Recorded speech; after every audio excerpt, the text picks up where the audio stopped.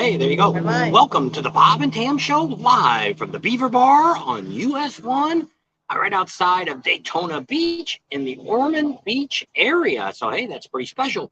So it's unscheduled, but we didn't have a video coming out tonight. So we wanted to come on for a little while and talk a little bit about it. Maybe we'll show you a little bit of US 1 going on. We're kind of catty corner here to the Iron Horse. Is down this way a little ways. And we got the Boot Hill Bar, pretty much next door, but it's not open yet. And then the other bar, whatever that thing is before, on the next to that, I don't know if it's going to be open. It used to be called Bog Pen. I don't know if it's going to be open this year, and I don't know nothing about it. So we're going to talk a little bit about what we've done this week, what's going on today, what's going on next week, some of the things that we have in the works to get you guys. So, hey, we already got some people coming on. Ryder. Glad to see you coming on and checking out what we're doing. It's an unscheduled live. Sorry, Neil, that we didn't, and that's... What's up, Bob and Tam? Slip Jump on, Roadkill Ron. So, hear the motorcycles going by? Yeah. So we're sitting in Beaver Bar. It's fish night. So we're going to have fish a little later after we get off here, depending on how long this goes. And so we'll kind of tell you a little bit about what's going on here in Daytona, what we're hearing, what we're seeing. I know Mr. James, he was on earlier today on our first live that we had this morning. Yeah. If any of you saw that one. Yep. And we still have an opportunity to get a chance to stay 4 nights in Daytona, Friday till Tuesday. And if you're interested, you got to go back and watch that live this morning, and it will tell you how you can win a free stay at Camp Easy Ride. Danny's on. Big Ben said he's always moving to Naples. I thought you were coming down for Bike Week. Big Ben said, get that one. There you go. Facebook as Jim Prom. He says, what's up, kids? How you doing? So a lot of things going on. So we'll wait a few minutes and before we start rattling through the things that we've got lined up and what. Today was a much more productive day than yesterday. We got to talk to quite a few people today. And Clint's on. Hey, Clint. Got our first big official giant banner to hang up in the shop, and we'll talk about, I don't know, maybe, I don't know, we might get a chance to show you some of the stuff that we're going to have, or I might just wait till we get to the shop and we start hanging all these great banners up. But today was priceless, the one we got. It's almost not as good as the Indian 75th, but pretty doggone close. Yep. So, what's everybody doing this weekend? I don't know if all of you are coming down to Daytona or not, but you're probably gearing up for that. There's Annex Biker. He says, there's the Bob and Tam's Excellent Adventures. Jim Prom says, awesome. There you go. George Hurst is on again. George is kind of stuck where he's at. So all he can do is watch us, I guess, or watch YouTube, one of the two. I don't know what that says. Pope Clyde? Poop, P-O. My glasses on, so she can't read. It said, Popa Glide? P-O, is it P-A? Papa, maybe Papa Glide. And he says hi, and hi back. Ken's on. There's Ken. Oh, it was Grandpa Dude that asked us to look up for that. We have to, if you're on Grandpa Dude, we were trying to remember who told us to go back. I gotta figure out where it was at. I think it's on. I think he probably texted us, I bet. So anyway, sorry. Ken Hudson's on. Hey there. How you guys doing? I just finally remembered something. I had to say it. Something we need to do. And we're not sitting up in front because the sun's starting to come down, and it was like we were in the sun. And today was about 84, 86 degrees here in Daytona. It wasn't really too bad till we got back in the truck from Destination Daytona. And wow, it was hot. And so, but in the humidity is still not awful. Not too bad. It's a little higher. I could tell this morning it was when I woke up this morning. It's getting a little thicker. So we're still running fans and air conditioning, our fans and windows open. Popo as in police. Oh, maybe Popo Glide, not Pawpaw. Popo, is he a Popo? That's what he said. Probably Popo as in police. Okay. There you Nothing go. wrong with that. We got a lot of Popo friends, and not necessarily they're on YouTube, but we have a lot of normal Popo friends that. They might be on YouTube. A lot of times with Mr. Miles says it was 11 below in this morning, wherever he's at. Talked to the Buffalo Chip today. Yep. Well, actually, I didn't talk to Rod. I talked to Damon and Cody. Cody's a marketing guy. Yep. And media guy. Getting some stuff together for all of you guys. It's going to be out there at the Buffalo Chip, so it's kind of neat. We're going to be doing a lot of networking with the the Chip and some other YouTubers. So yeah, it looks like they want to do something with all the YouTubers in the free area. Yeah, at the crossroads up in the front. And they want to know, are you guys okay? I'm like, hey, we're okay with everybody. Yeah. We don't really have a problem with any other YouTuber. There's a few YouTubers I refuse to watch, but I don't, if they were at this event, I just wouldn't give them any screen time with us, but they could do whatever they want to do with their stuff. But there's only really two people that are in the motorcycle industry that we don't, and it's not the Monkey Man. It's two people we don't even talk to. One of them was somebody that came, busted in on our channel one time on a live, and they were filming and we never showed up on their channel. So it's like, well, they're not coming to the rally. And it's like, screw them. Well, you don't know. Anyway, I do. Let's not talk about them. So Danny says we'll be down to Daytona on Thursday. Okay, Danny, we'll see you. Is Lori and I forgot his name coming down with you guys? Minnesota. Oh yeah, it's cold up that way. Minnesota. Yeah, Minnesota. Popo Glide. No, not a cop, but just an old police bike. Oh, there you go. There you go. That's cool. That's why it's called a Popo Glide. Yep. Cop bike. I got a whole bunch of those down here at Destination Daytona. Charlie. You want to buy one, another one, a newer one? They got a whole bunch of them down here up on the second floor. Yeah. For sale. 33 people on. Hey, Bob. And that's a lot of writing. I got to put on my glasses to see. Fitting to y'all, this old country from. Let me read it. It's BEMU. You don't have to read it all. DJI. Read it to yourself. Minnesota. Okay.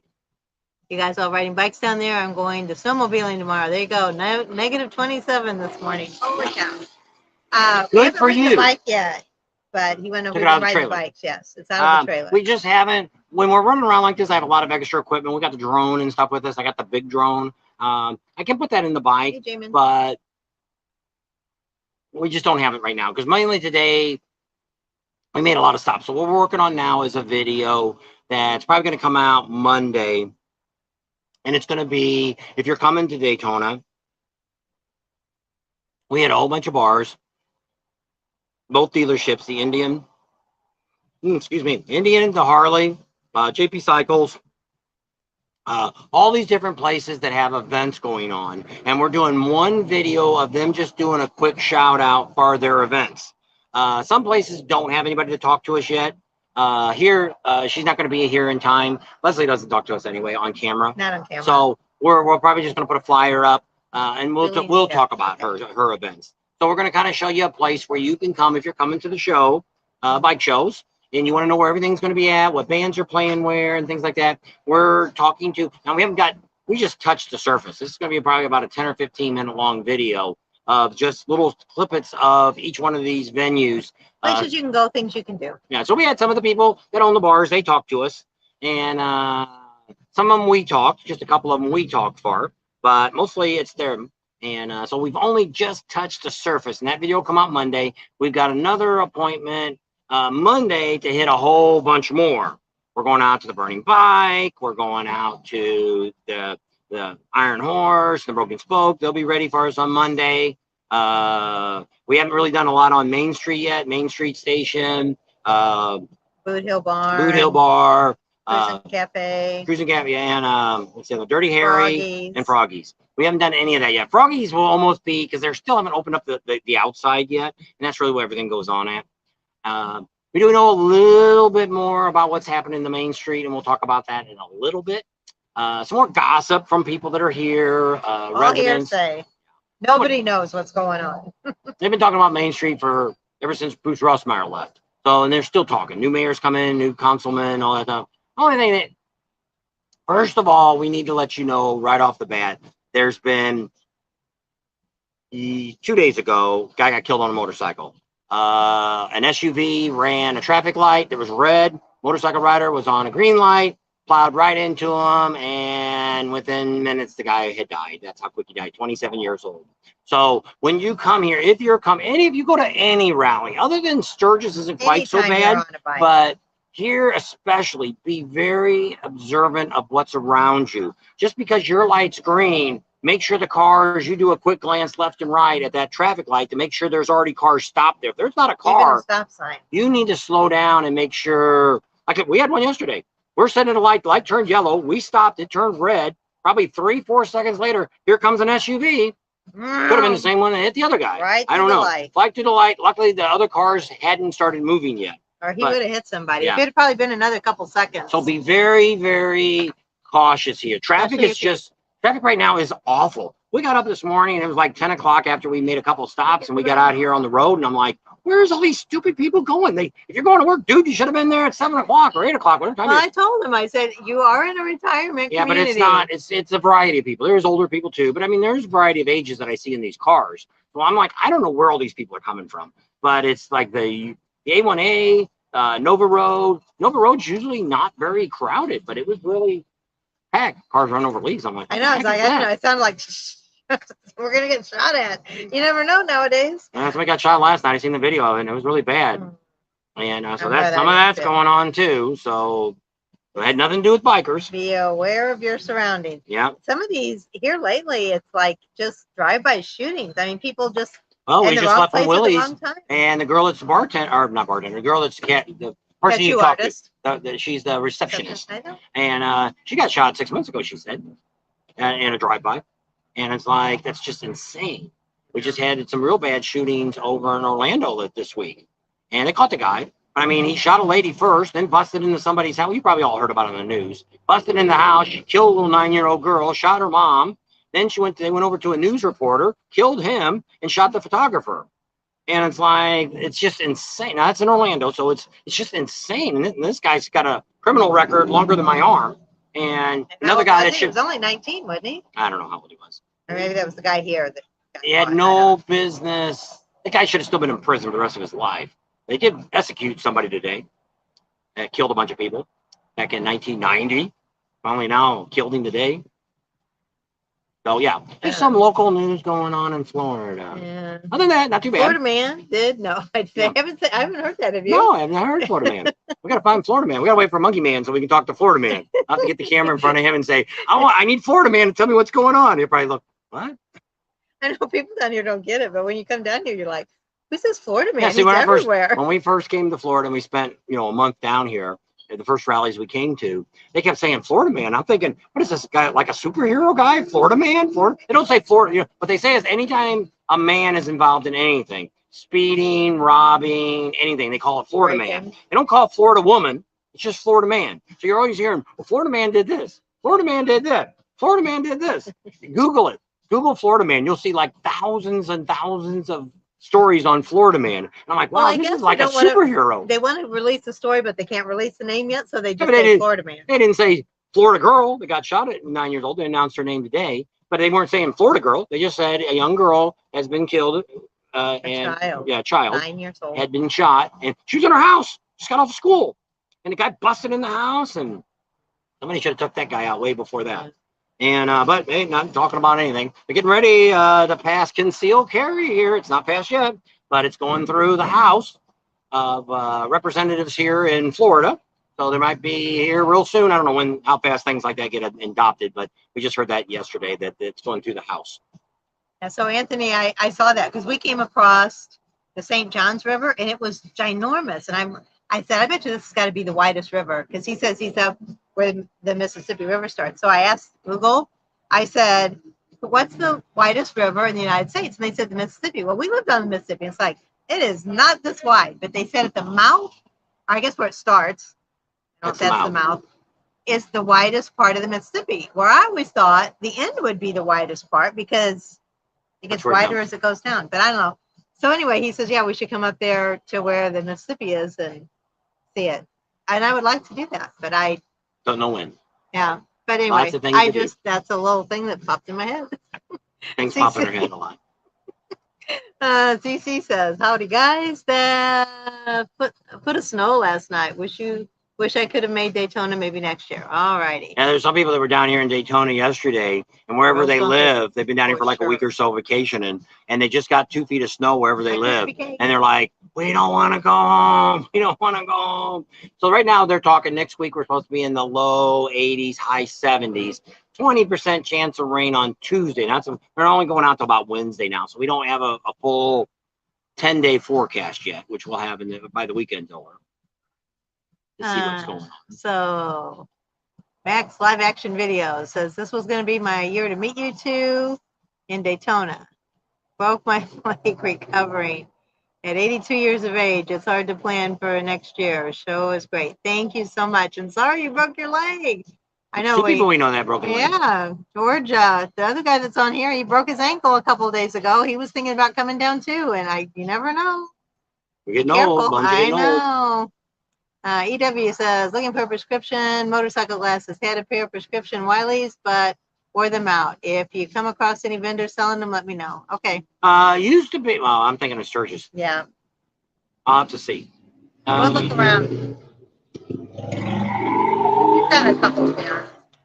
Well, nowadays, all you really have to do is check and see who's selling. Because even like a Walmart, if they've got the Wileys or sometimes they got the Harley glasses, things like that, you can get prescriptions for those and go through Walmart or Sam's or anybody if they stock those frames. So you can get them in any month. I've got some riding glasses that I got for because back when we had eye doctor, you could get a free pair every other year. And so I've got a bunch of pairs that I've gotten. These aren't them. These are actually Adam Sandoval's that I had, and they were all scratched up. And he sent us free lenses for them. Not Adam Sandoval didn't, but the company sent me free lenses for them. Yep. Well, they sent us 2 other ones, and somehow some of them somebody else's mailbox got them. I showed that they've been delivered, and I said, well, they didn't get stuck in our mailbox, so I said maybe somebody else. So they sent them again. Well, I guess we had to pay the shipping. It was $9 for the shipping. It was $5, I think. No, it was $9. I had looked at the charge. Anyway. Pull it up. The Mississippi River is only 30 yards wide and about 2 feet deep where it starts, but you can walk across it and it rocks. I don't know. Wherever I pulled it up. We're at in St. Louis. When we lived there, you couldn't walk across it. My grandpa said there was a spot they used to run barges down the Mississippi River. We had it down from where we're at, St. Louis, all the way down to the Gulf. I don't know. What would you say? It's about a half a mile wide where we're at? Yeah, it's not that wide. But when we went across that, it's not much wider than Lake Havasu. It's about that wide. If you had a really strong arm, you might be able to throw a baseball across it. If you could really throw far. I'd say it's probably, I don't know, 2 football fields across, maybe 3. Where we're at. I don't know. Google your phone. How wide is the St. Louis River? Mississippi and St. Louis. I don't know. So doesn't really matter. So what have we been doing? So yesterday we met with a guy. What have you eaten? McDonald's. There's a whole. Well, we met with a guy last night for about 7 hours, and he's actually one of our subscribers, JoJo, and he owns a restaurant here in town, and he's going to be on one of the videos coming up. Oh my gosh! If you like wings, you need to go to this place and eat his wings. That's Steel City Wings. Oh my gosh! That's not the name of the bar. That's the name of the wings. It's called Giuseppe's. Yep, it's over on Nova. He's going to come up on the video that places to go and see. We were there. He's having a bike night on Wednesday, and then this Sunday, he's having industry night. It's this Sunday, right? Or is it next Sunday? It's next Sunday's industry night. I was thinking it was this Sunday. Next Sunday. Harley Industry Night. Wow, and, it says the widest part of the Mississippi River is 11 miles wide, but it doesn't say where it's at. Ask him where that's at. Oh, the widest area of the shipping channel is Lake Pepin, which is a couple mile long itself. But I don't know where Lake Pepin is. I don't know. Who knows? Does it really matter? Visiting minds want to know. Enjoy the visit the other day, Scott. Yep. Scott said he enjoyed our visit. All right. You know who Scott is? Oh, George has got 2 broken legs. Oh my gosh, did you break the other one too? Oh, broken bones. Oh, 2 broken bones. Oh, so did they break the tibia and the fibia? So it's more time to watch us. There you go. Oh my gosh. And so yeah. So I have my sunglasses back on. It's pretty bright out here. So we went around and did all that. We made it over to the Cabbage Patch. We did find out. Talking about JoJo. Oh, JoJo was a great guy. He's supposed to get us a bunch of connections. He's trying to get it. We got turned down by Speedway because they don't allow multimedia. Social media. Yeah, social media is not allowed to be in the press box because you're not on TV. So whatever. So ends up being JoJo actually knows the guy that's in charge of the AMA, which puts on the motorcycle American flat track. And so he's working on that to get us free passes to get in. So that'll be pretty neat. We don't know what we're probably only going to cover one day. Everybody now is telling us to go to the what's it called? I forget. But to jump in the dirt. Oh, this Motocross. Yeah, motocross. Go watch the motocross. But that's on Saturday, so it'll be a really busy day. We'll have Tons of speed. Tons of speeds and all kinds of stuff. And this guy knew Billy Lane, and he already gave him a double talk on us to make sure he spend plenty of time with us at the Sons of Speed to do an interview. Probably get him on Friday. Some of the stuff you're not going to see till after the rally. We're not going to spend quite as much time editing everything during the rally anymore. We're going to try to do more lives is what we're going to try to do. Something we were wanting to do when we hit Sturgis. So we're going to kind of try it here because I think we're going to have such a full agenda that we're not going to be able to show you everything that we're doing. So starting next week, the vendors start coming in town. Pretty much most of the vendors will start rolling in here on Sunday and Monday. So we're going to go around and we'll kind of show you where they're at if you're coming down here to see who's here. Let them all kind of say hi to you.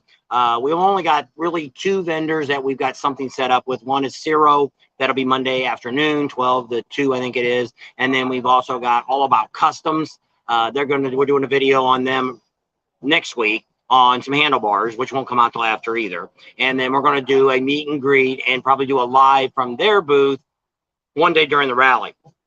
We're supposed to do it Saturday, but the Sons of Speeds, the way they changed it, we've got to be there by 11 o'clock to make sure we're in the pits, we have a good place to go, and all that good stuff. So we're getting a list of all the people that are supposed to be at the race so we can kind of Google that ahead of time, make sure we know who all these famous people are.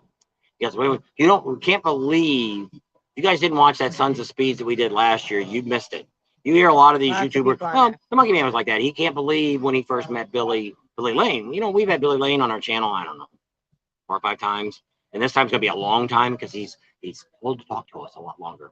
We were going to go to a shop. Well, when he told him, he says, you got to meet these people, Bob and Tammy. He's like, oh, I know who they are. It's just crazy. It's crazy when we got these. We just went to Willie's Tropical Tattoo and we walked in the door and he's like, hey, guys. And he's like, you guys didn't change at all from last year.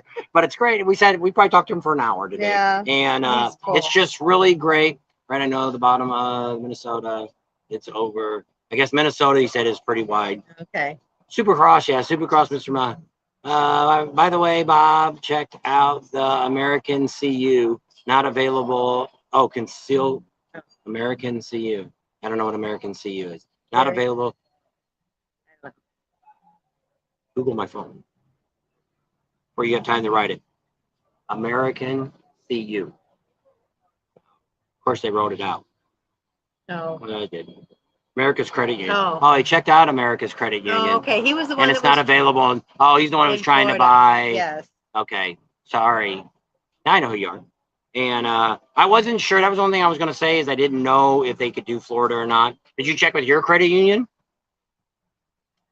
You can get prescription sunglasses at any optometrist. Cheap ones are another story. Yeah. Because when you get them from the rally, we're talking about prescription glasses. Popo Glide was talking about it. You get it anywhere, which you can. So even at the rally, you're not going to get them while you're here. Like in Sturgis, that's what I was thinking of. Used to be a guy that was right when you went in the doors. That's where I got all my Epic sunglasses from them. And they always used to, the Wileys used to get the lenses and everything from them. Because the frames were still fine, but the lenses get all scratched up, and they'd replace them all the time. And the nice thing about buying them from somebody that does glasses is you can use your flex spending card because even though they're just regular sunglasses, if you buy them through what do they call those guys? Places you buy your like an optometrist. Yeah, like an optometrist. Well, the guy that used to be in front of the Harley store was an optometrist too, so he can order you lenses, but you're not going to get them while you're at the rally. Yeah. It takes them longer. They're not like those ones you walk up. Just wondering where you all are staying at in Sturgis here. I have missed it. Have you made up your mind? Yes, we are staying at Buffalo Chip. Yes, we are at the Buffalo Chip the whole time. We will actually show up, which you can pay extra early to get there like us. July 19th, we will be pulling into the Buffalo Chip if all goes well. That's our plan, to pull in there on July 19th. Might be the 20th because he wants to make a couple stops, and I think we're going to have to go a little further south to make the stop. When we're going to go to that museum that they're getting ready to close up. So we're going to check that out. So, yes, so we're at the Buffalo Chip. We actually have our own area, but it is sold out. So that's good. That's good. Not good. Good, bad. But you can still stay at the Buffalo Chip or you can pay to come in. What I tell everybody is we're pretty much staying at the Buffalo Chips property from Friday of opening rally till the end of it. Now, there'll be times that we're off the property, but you won't see both of us together. One of us might be someplace covering something, but the other one will still be because well, a couple of the rides. He's probably, because I'm not going to have a bike, so he's probably have to go on the rides, and I'll stay at the Chip.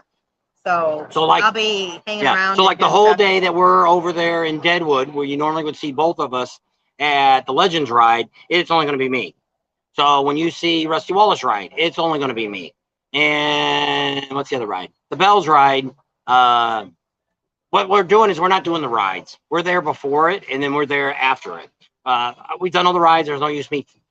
I don't need to film the ride. And so let's go with the activities. Legends ride's great. If you don't even want to do on the Legends ride, just go before and see all the events and everything that goes on in Deadwood. It's priceless. It's a lot of fun. And so I'll be covering that. And David Eastwood says Billy Lane's awesome. Yep.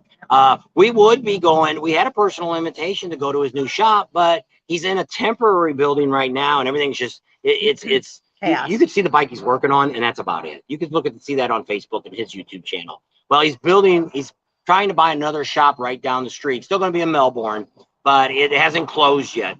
So it's like I'd rather wait till he's got his better shop and everything's kind of arranged right than go look at it now. So I'm okay with waiting.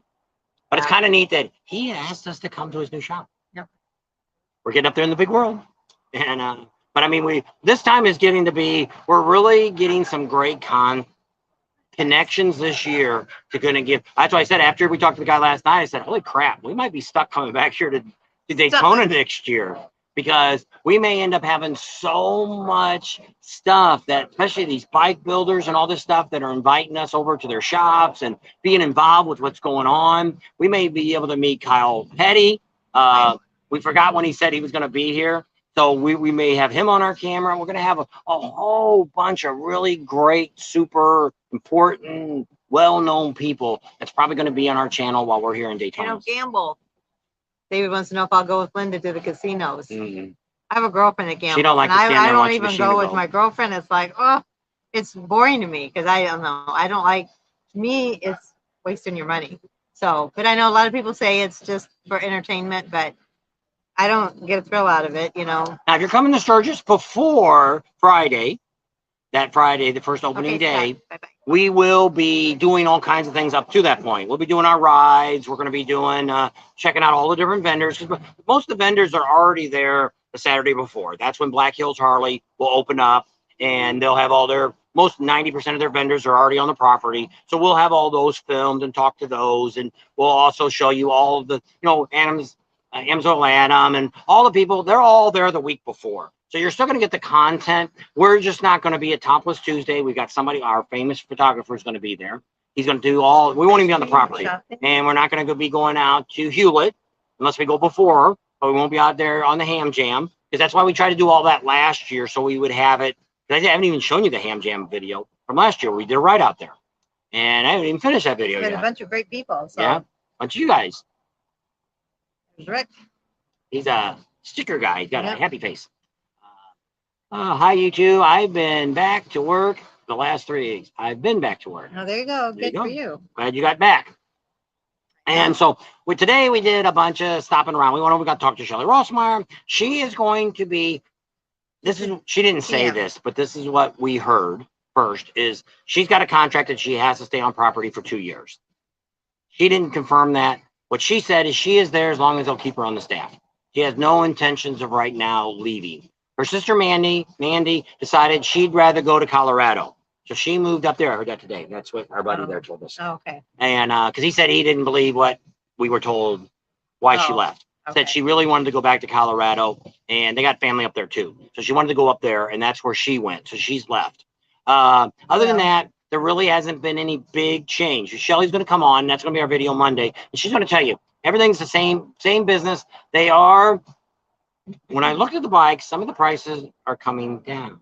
So you're going to see they got a lot of bikes. She ends up saying they've got over 107 vendors. This is going to be the biggest Destination Daytona vendors ever in the history of Destination Daytona, most vendors. And she still predicts, usually she has 2 or 3 stragglers that will still come in. J&P Cycles, we got them on camera. They got a few less. What he tried to do is he brought in the main ones that we want, and he kind of took some of the other ones out to give them more room for their tents and stuff to give you better access. So it's kind of, he tells you some of the vendors on there that's going to be there. So that's pretty good. And of course, they always have the best price on tires. That's where I get my tires at, J&P. And so if you need a tire and you can make it down here on the tire you have, go to JP Cycles first. JP Cycles. I don't know if they sold out last year or not, but the year before they sold out. Yeah. So you got to really watch. I tell people the peak of COVID and it was hard to get anything. Oh, Rider X is on. Look at that. He made it today. He wasn't on the one the other day, was he? And I don't know. Went on this morning. So we didn't go by. You didn't tell us what Best Western it was. There's two of them down there on the beach. Probably the one on Ormond Beach because I think he said it wasn't far from the one he was at. Oh no. You have to tell us and we'll go by. We'll go in there and smell it. See if it smells moldy. Most of every hotel has gotten some kind of water damage. The Hawaiian one's the worst. I mean, they lost. I should have put the picture on there. They probably had an Olympic-sized pool behind their building, plus a bunch of other like huts and stuff. And it really, go to the website and look, and then watch my video. It's completely gone. There's no residue in the beach. There's nothing. It's just gone. And the place next door that I filmed, you kind of seen the deck there. I don't know if they had a pool or not, but they kind of had like a cabana there. It was metal. It was down the hill. And I'm like, holy crap, they might have had a pool too. And it flew it away. Not really talking to you. Important. See what he wants. And so pretty neat. Willie from Tropical Tattoos calling us. Another great guy. Okay, you look like you guys were getting a little busy there. So we just he's making sure we didn't get butt hurt when we left. He had a guy came in, older gentleman, probably he was a Vietnam vet, and his daughter, I don't know if she got killed or something happened, she died. So he's wanting to he don't have any tattoos on him. And he's going to have her put on his chest. We'll and he's probably like 86 or something. He was pretty old. Definitely for the show. And felt sorry for the guy. I don't really quite remember. We'll go look at the beach. We'll go look at the highway while she's on the phone. Oop. I need to tighten the screw up, but I got to have my Allen wrench, and it's in the bike. It's in the bike. So here we are looking at the US 1. So we're right here in front of the Beaver Bar. Oh, they don't have all the chairs sitting out here yet because it hasn't got busy yet, but they do have all the picnic tables and stuff out here. So it's kind of special. Tonight is fish night. So we were sitting here, the sun was shining in our face, made us look really white like that. And we decided not to sit here. So maybe if it gets sun gets down, I don't know how late we're staying, but I'll turn it around. You guys can see.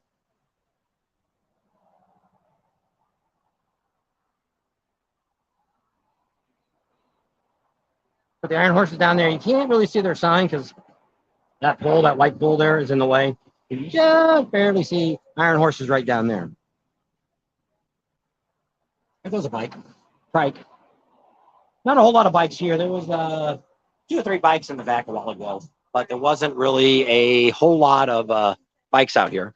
And they really haven't set anything up here. They were here Monday and Tuesday, and they trimmed all the trees just to make sure nothing fell down and all that.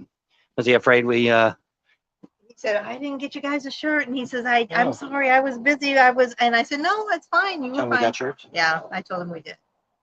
So I'm up. That's not enough for me to get out. How much room do you need? Well, Gotta get out of our little table. So we didn't want to be blinded by the sun, which we're getting close now. The sun's coming down. We're probably going to get blinded soon anyway. I didn't have my sunglasses on. New England Bikers on. Hey, how's it going? Rider X. It is the one called Best Western Casa del Sol on 205 South Atlantic Avenue in Ormond Beach. Let me Google that so I can see what it looks like, and maybe we already looked at it. There was one that we've seen. It was a Best Western. Really was cool looking from the outside. We didn't go inside. But we're Best Western reward people. So let me see here. I'm going to have to write that name down. I'm not going to be able to say it. It's CASTILLO. Del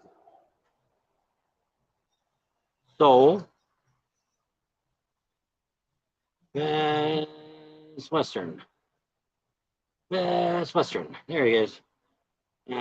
Plan your spring vacation, it says. I'll give that a minute to come up. So we were looking here. Rider X has put down his hotel that he's staying at. First one he said he was staying at. Said that he, there it is, picture of Looks like the diamond end that sank in the water, but it probably isn't. We'll go by there, South Atlantic Avenue. I don't know. Is that still considered on the beach, South Atlantic Avenue? I don't want to see the rooms. I wanted to see a map. Rooms and rates below are based on arriving today. Rates will be going up soon. I bet. Bike week's coming. Here we go. Click on that. See if that takes me to a map. It doesn't take me to a freaking map.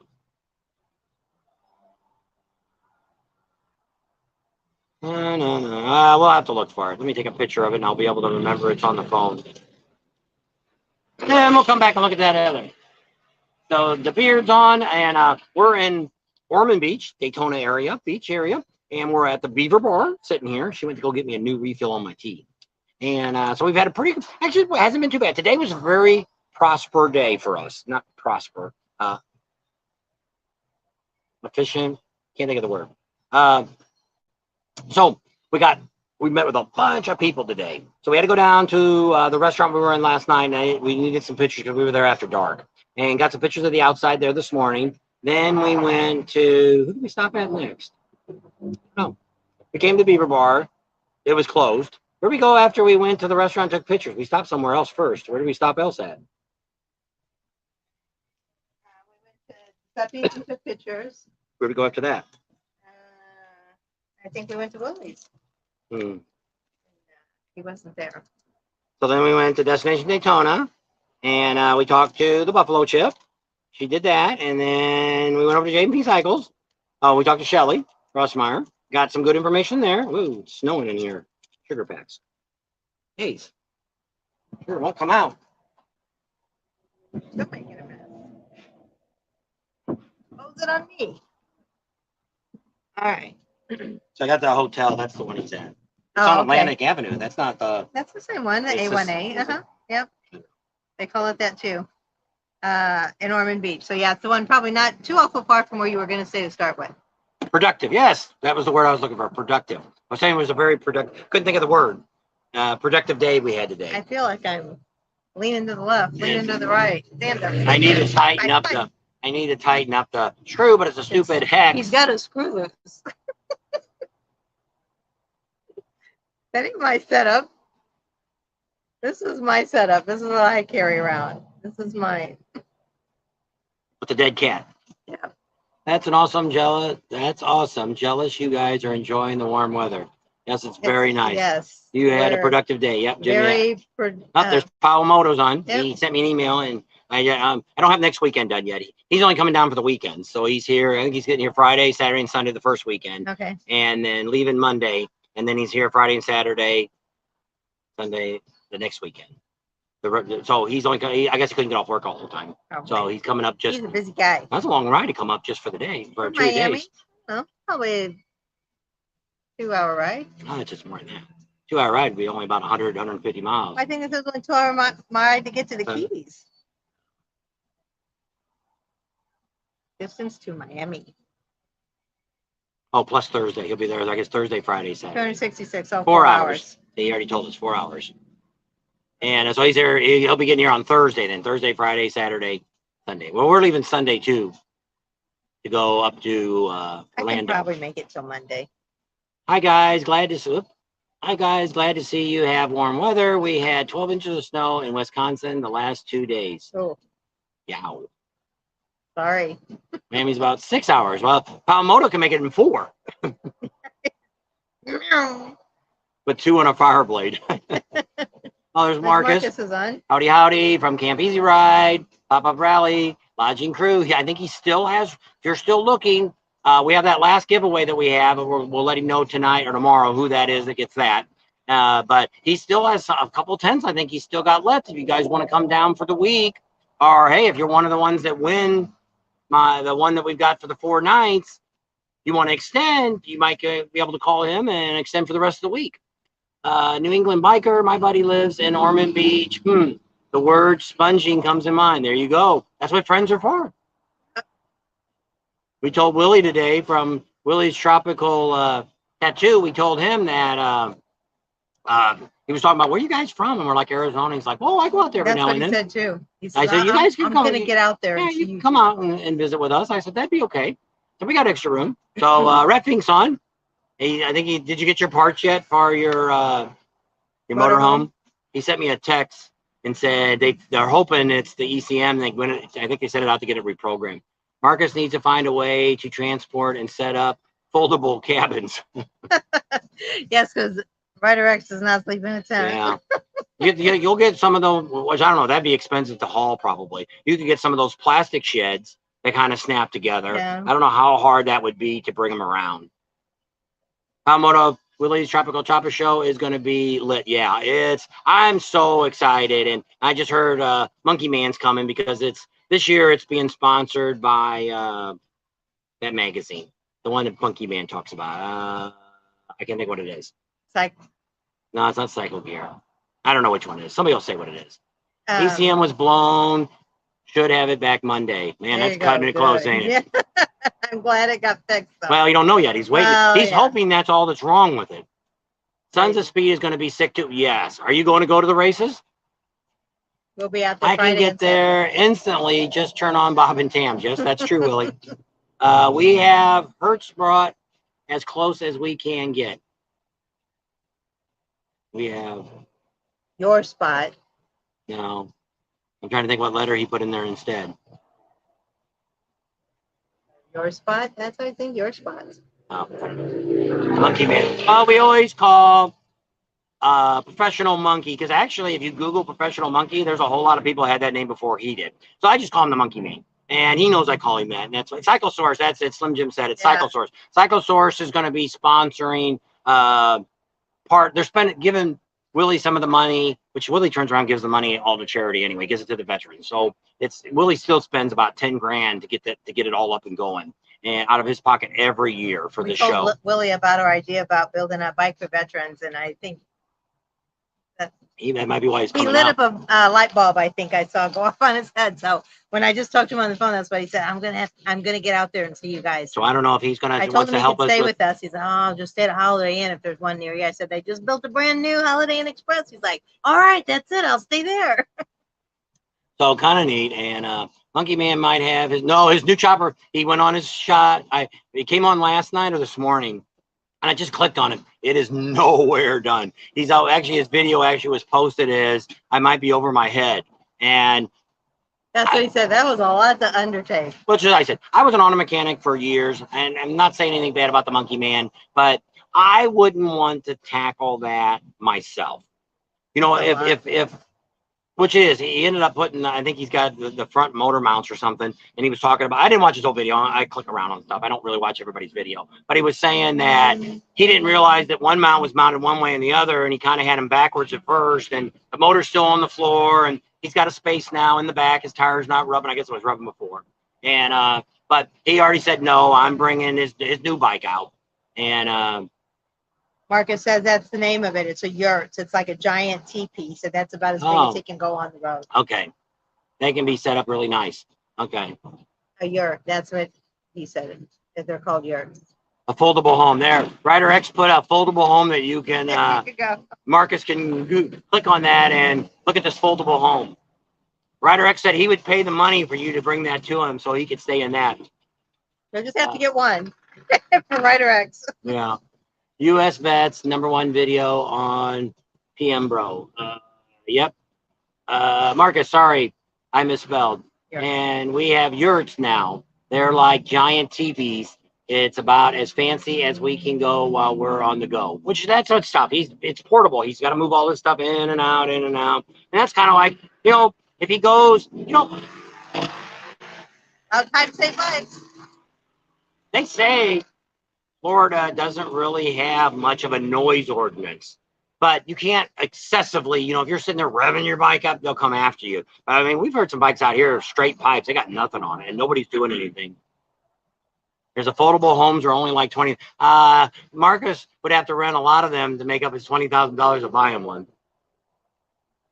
And so, yeah. Well, and his tents always look really nice too. They almost always look brand new. But he's got a thing going on now that he's giving them away to veterans organizations, the ones that are gently used, and giving them for temporary housing for vets until they get them into. Because what happens out here, and especially down here in Florida, where he's from, that these vets are homeless. Well, they got to get put in the system, and it could take a week or two. So he's donating tents from like last year. He donates them to them with the mattresses and everything else that they have temporary living till they can get them into housing, which is really great. Yeah. I don't know. I think it was the McDonald's. Did you in? Let's see. What No, you're just talking about the deal on probably the $20,000 home. Deal, bro. We got 70 people on. Holy crap, it's pretty good for a Friday night. And we'll have to get off before Monkey Man gets on. I don't know if he's coming on tonight. I didn't see nothing posted that he was coming or not. It looks like he's even said the other day he's got work on Wednesday night too. So this is kind of a screwed up trip for him this time. What a leader. Please introduce me. Pawamoto. I guess you're asking me to introduce you. Pawamoto is, he's got a crotch rocket. He's got his own channel too. It's kind of neat. We met him Leesburg last year. Yep.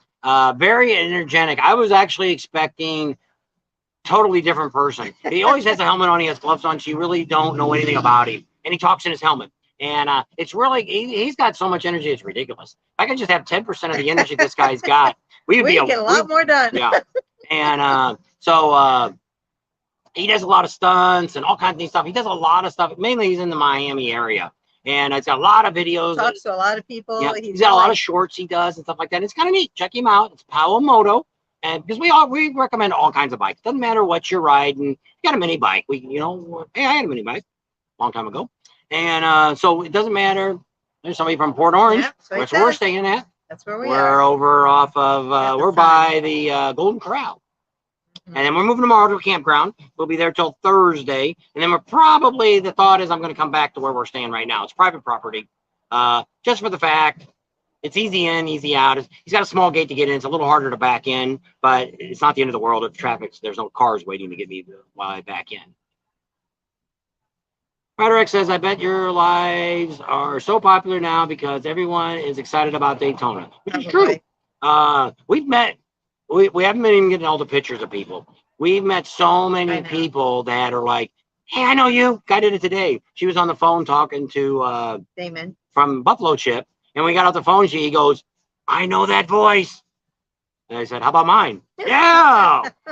I watch you guys. And then somebody else yesterday we were talking to, and they're like, hey, I watch you guys. He just was walking by. And we're like, hey, here's a sticker. So it is really neat that it'd be nicer if we had 100,000 subscribers. That would let me know that everybody is watching our channel. But so Daytona, Florida, on top, exciting, excellent adventures is the one family for me. Sub today.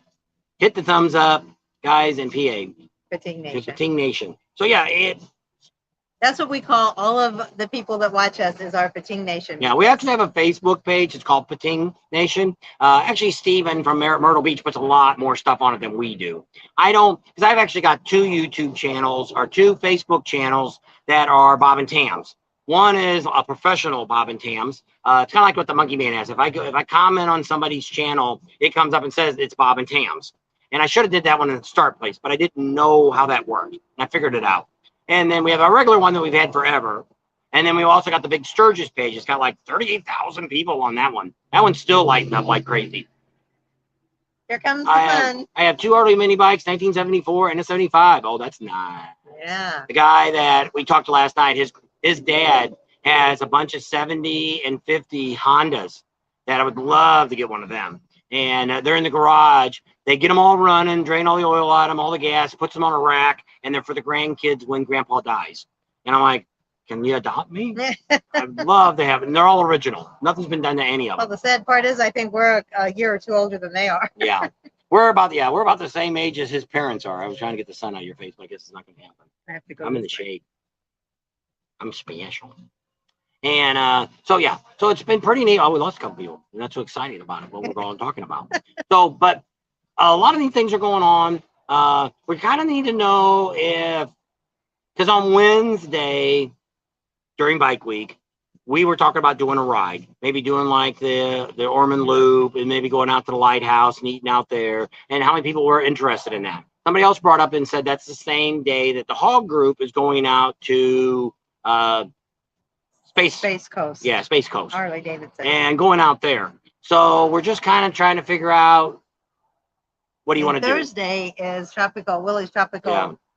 So right now our schedule is Friday. It looks like around noon we're going to be we're not going to spend all day out there now because we found out that the Sons of Speed are going to be practicing all day.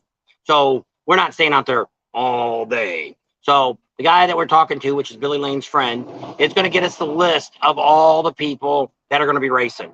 So we're going to have that. And then we're going to go out there and be out there when Billy Lane is out there. There should be quite a few of them out there during Billy Lane. They're thinking about noonish. So we'll probably only be out there a couple hours, and then we'll come back in town. We don't have anything planned. Oh, Friday night. Friday night is Confederate Railroad out at, which might just stay out there because we'll already be out that way. Into town. So maybe we'll hang out at Cackleberry all afternoon. And so you can maybe come out to Cackleberry and see us. We want to see Confederate Railroad. I think it's 7 to 8:30 that they're playing. Never seen Confederate Railroad, and to have an early show, it's going to be killer. That's good for us. We haven't gone out there yet to talk to Cackleberry. The guy we normally talk to isn't out there yet. And when we were out there yesterday, they were doing trees, and they were all laying in the driveway. And it's like, screw that. I'm not going to try to fight with them to get in there. I don't know if it was anybody to talk to or not. Says you need shades. She put her shades on. New Englander said you need to put your shades on. Dying Breed. Hello, YouTube. It's your favorite American local truck driver checking in from Georgia. Hey there. How you doing? And so, yeah, we also have Mike. Mike's one of our favorite truck drivers, too. Yeah, and Clint. Clint's on, too. Yeah. So we have quite a few truck driving friends. And one of my best friends, which he died last year, he was a truck driver. He actually owned a trucking company up there in West Virginia. And I don't know what happened to that. But I lost him. And life is too short. And that's why one of the reasons we do what we do is because of this. One of us could die tomorrow. Both of us could die tomorrow. And, you know, life is really... Especially the traffic out here. Like, why was what happened to that guy's daughter? No one ever said. I don't know. She was 37.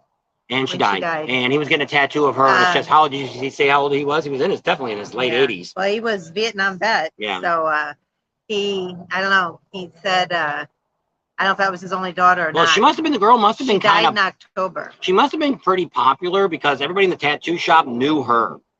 So they said, oh, this lady was just 150% energetic. She was always smiling and laughing and having fun with people, and everybody loved her. And we didn't, of course, we don't know who she was, but it was just kind of sad. We have an awesome channel. Thank you, Dying Breed. We appreciate that. Hello from Northern Ontario. Got some Canadian people in the house. Robert. There we go. Robert's in the house. There we go. Redorex, I am jealous. Pawamoto got on introduction, just teasing. Most of the pating knows me. Yeah, most people know. Well, Redorex, you don't have a channel yet. Yeah. I guess, don't you? You did a couple of videos. He wanted to start one, so as soon as you get one started, we'll promote you too. Yeah. Everybody, I think most everybody knows who you are. Yeah, you're just not on as much as you used to be. And you got to get down here and get on the channel more if you come down. And see, like last year, when the first time we kind of met you in Daytona last year, we only met you just at a Hooligans, I guess. Yeah, the only place we met. It was like close to the end of the rally, I think. So that was really the only time first time we met you. And then in Myrtle Beach, I don't know, did you get on much of the channel in Myrtle Beach? Oh yeah, where did he do? He imitated me at? Oh yeah, that was in Myrtle Beach. He was a substitute Bob, and he tried to talk like me. No more loosey goosey. It was over at another one. It was at Twin Peaks. Yeah. When you see her video tomorrow, you can't talk about it. She done it again. Yeah. So wait till you see that video in the morning. Something else I had to fix. What did Rex say? I can't see anything. The sun is. I know. Me. Oh, he says, I know. Oh, about getting his YouTube channel going. Beaver Bar in Daytona sounds good to me. It's a bitch ass cold here in Florida. In Denver, Florida, the free state. Yep. They're passing a whole lot of these laws and stuff coming on down here. The guy might run for president. You never know. We'll have to wait and see. Somebody told us that they seen Trump and DeSantis together someplace. So I don't know if that's true or not. Just some more gossip that we're hearing. Up in Ohio. We'll talk about Main Street. What do we know about Main Street? Well, here's what we know. The lady that used to own Dirty Harry, she also owned the bank next door where they have bands inside. And across the street is called The Lot. She owned that. She also owned the Hog Heaven barbecue stand, which we didn't know it was her dad or grandpa that actually, that's Dirty Harry. It was his barbecue stand. I had no freaking idea. None at all. So what ended up happening is, which I don't know what's really going on, but we're not, if any of you know anything about golf, but we have the LPGA is right out here, right outside of town. I don't know if it's the headquarters or whatever it is. Big thing. They got a street named after him. They bought the property. Don't really know why. But the talk is they're buying it as an investment. What happened was they sold it for way, way, way too cheap. They talked to her about 10 years ago and got a price written down, and that's what they sold it for. That price. It's like $5 million. And it could have been, it's probably worth 10 times that. I already know what Tam did again. I don't know. How are you guys? Weston's on Customs, doing pretty good. We're here at, no, she didn't need any more gummies. And we're at Beaver Bar in Daytona / Ormond Beach, really in Ormond Beach, but not everybody knows what Ormond Beach. She ate more gummies. Nope, she didn't have no gummies. It's a street with a bunch of bars. Main Street. Yes. It's about all there. A couple t-shirt places, some one sexy biker chicks there. But what ended up happening is Cigars is there. We haven't gone back and seen him either. Yeah, well, he's not done fixing the store up. Let's check him out next week. So what happened is the barbecue stand, it was owned by the lady that actually, right now it's the daughter of Dirty Harry, owns all the property, did own it all. So what ended up happening was the barbecue stand, a new owner came in and bought the barbecue stand business. He signed a very long lease with the people that bought the LPGA that bought it. So it may be, sometimes you used to buy it like that. You can make it to where the next person that buys it has to honor your lease. Get Tam a hat. Well, it's really now just on the side of our face. Well, no, because I'm leaning up against you. Here, I can take a nap. Go ahead. So that is pretty secure. Now what we're hearing, yeah. Oops. Yep. So yes, LPGA Boulevard. If you go all the way to the end, that's where the LPGA. I think they got a museum and all kinds of stuff down there.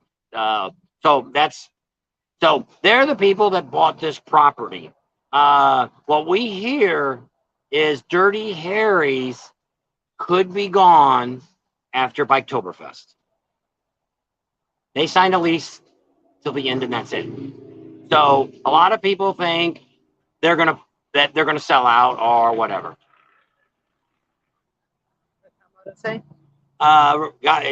Pawamoto's advertising for Rider X. Has an amazing tech for travel video. Check it out and subscribe today. See, Pawamoto checked you out. Got my VIP tickets for Sons of Speeds. There you go. You get to be down in the pits with us. Okay. And we found out that the guy that we went and talked to, he's the one catering the dinner you get, and he invited us to that. He said, "I'll just give you the food we got. You won't have to pay for nothing." And which we could have stood around anyway. But that's kind of, if you guys go there, get the wings. Oh, the pizza. Well, that's not where. I don't know if they're gonna have wings at the. I know, but I mean, if you go to Giuseppe's, it's in Port Orange on Nova. And it'll be in the video Monday. Show you where it's at, the name of the place. We ate there last year. We had no idea about the wings. Well, what happened? He comped us all, and he just kept bringing food out, and we just ordered regular wings, and they were pretty good too. They weren't real breaded, but they were really crunchy. And yeah, and I liked them. They were okay. And but I mainly got the pizza. I wanted a thin crust. And what they do now is, which I didn't know, they'll make the pizza however you want. So I said, we like it. I like my pizza kind of crunchy for a thin crust, kind of crunch when you bite it. And they made it like that. I said light the pepperoni. It was actually a little too light, but that was okay. And I don't like too many pepperonis. And so then she ordered the regular wings. He goes, "Oh no, you got to get the Steel City wings. This is their special recipe." Yeah. And she ate them all. She's like, "Oh." And he's like, "How do you like them?" "Oh, I love them. I love them." She was my gosh. She was like, she ate them gummies. Man, they were, I don't know, they were sweet and spicy and crunchy and gooey and drippy and oh my gosh, they were very good. Red Pink says his Frenchie farted again. That dog farts all the time, don't it? Stinky dog. You need a cork to stick in it. I blow it out. It looked like one of them pufferfish. Yeah. And but they're cute. Yes, they are. And but yeah, it's we might even make it down there before you come up here. I don't know. What's your plans? When are you? if your motorhome's running, when are you getting to Cackleberry? He's staying in Cackleberry. Pavamoto YouTuber motorcycle community is a real brotherhood on Bob and Tam's Excellent Adventure. Yep. We always invite. We don't have trouble really with any other YouTubers, and we try to get along with everybody. And there was a misunderstanding with the Monkey Man and us, and that all got taken care of last year in Leesburg. It wasn't between us and him. There was a third party. It was a guy that was stirring the pot.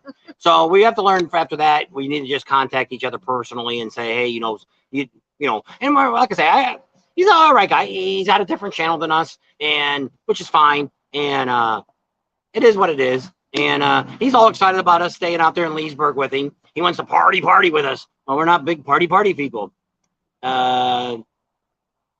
Whoops. Oops. I had to go back because I thought nonstop farting. Be there on Friday. Also, he's supposed to be there on Friday. So hopefully, well, you could always did you have that towing service? Say, yeah, I need to have my motorhome towed out to this garage out here. It's called Cackleberry. And then after it's over, call back and have it towed back home. It's less than 100 miles. If everything else works, just don't drive. Maybe I can put you on my towing. We could tow it back to your house with my towing.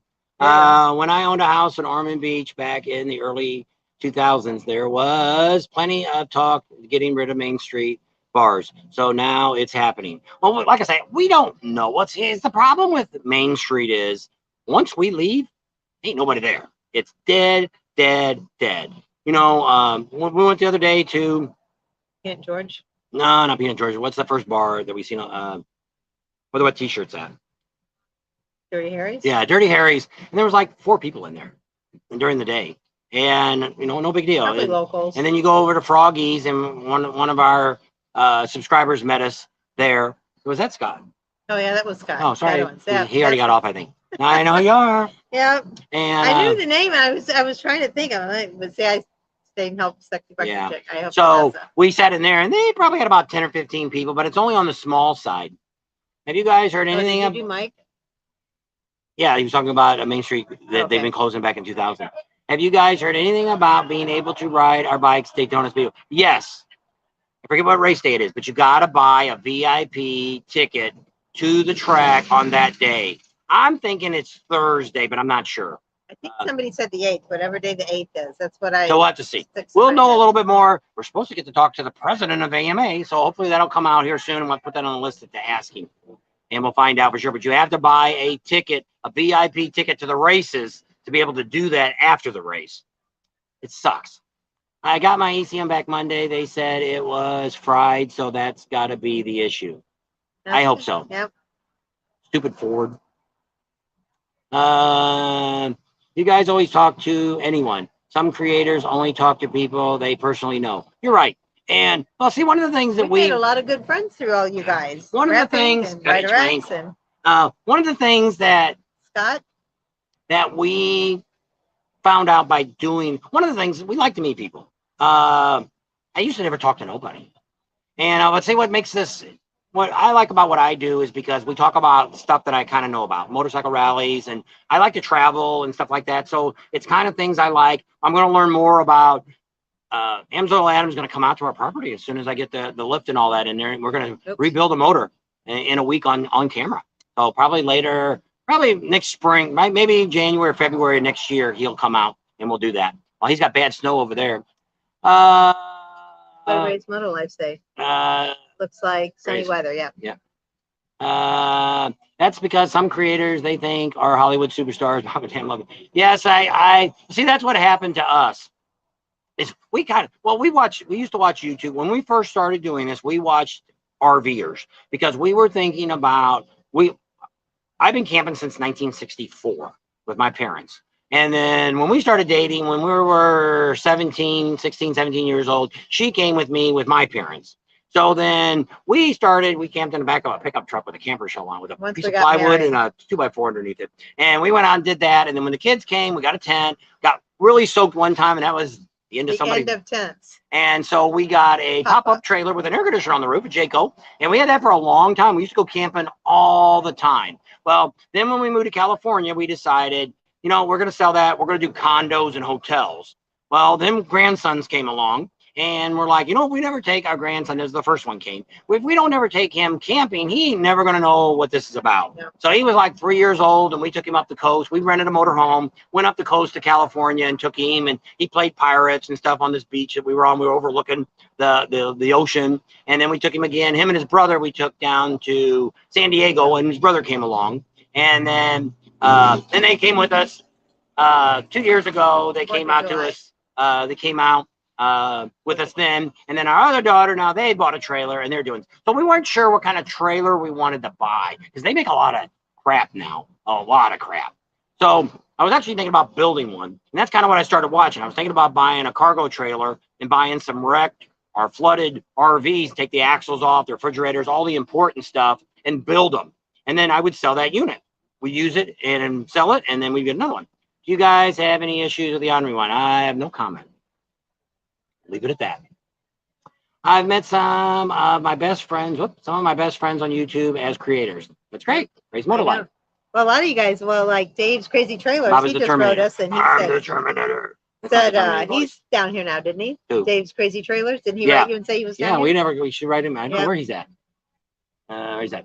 Rhetorix. Most people have a disconnect if you don't join and pay their...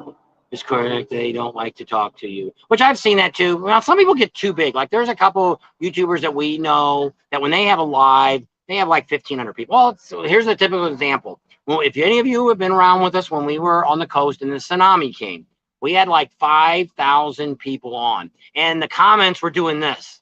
I couldn't even see who they were from. They were just rolling so fast. We had people from all over the world was calling us, and we grew like 300 subscribers during that time because we're like, hey, if you want to know about motorcycle rallies, watch us, all about America, motorcycles. And so it was really neat. And but we can see that. So it is. We used to do that. We're getting behind on comments. Let me see. Yeah. Jim Yo's on. Daryl S is on. Great business idea. What's the rebuild? Oh, somebody else is calling you now. South Dakota. I'm gonna have to answer. It might be somebody. I'm about ready to pull that Triton V10 and put in a 5.9 Cummins with an Allison. I don't know how hard that would be to do, but it probably isn't a bad idea to do. Hello. Nope, I don't know if it was. Depends on how new the trailer is, if it's worth putting that much money into it. I don't know what a rebuilt Cummins would cost you to put in there.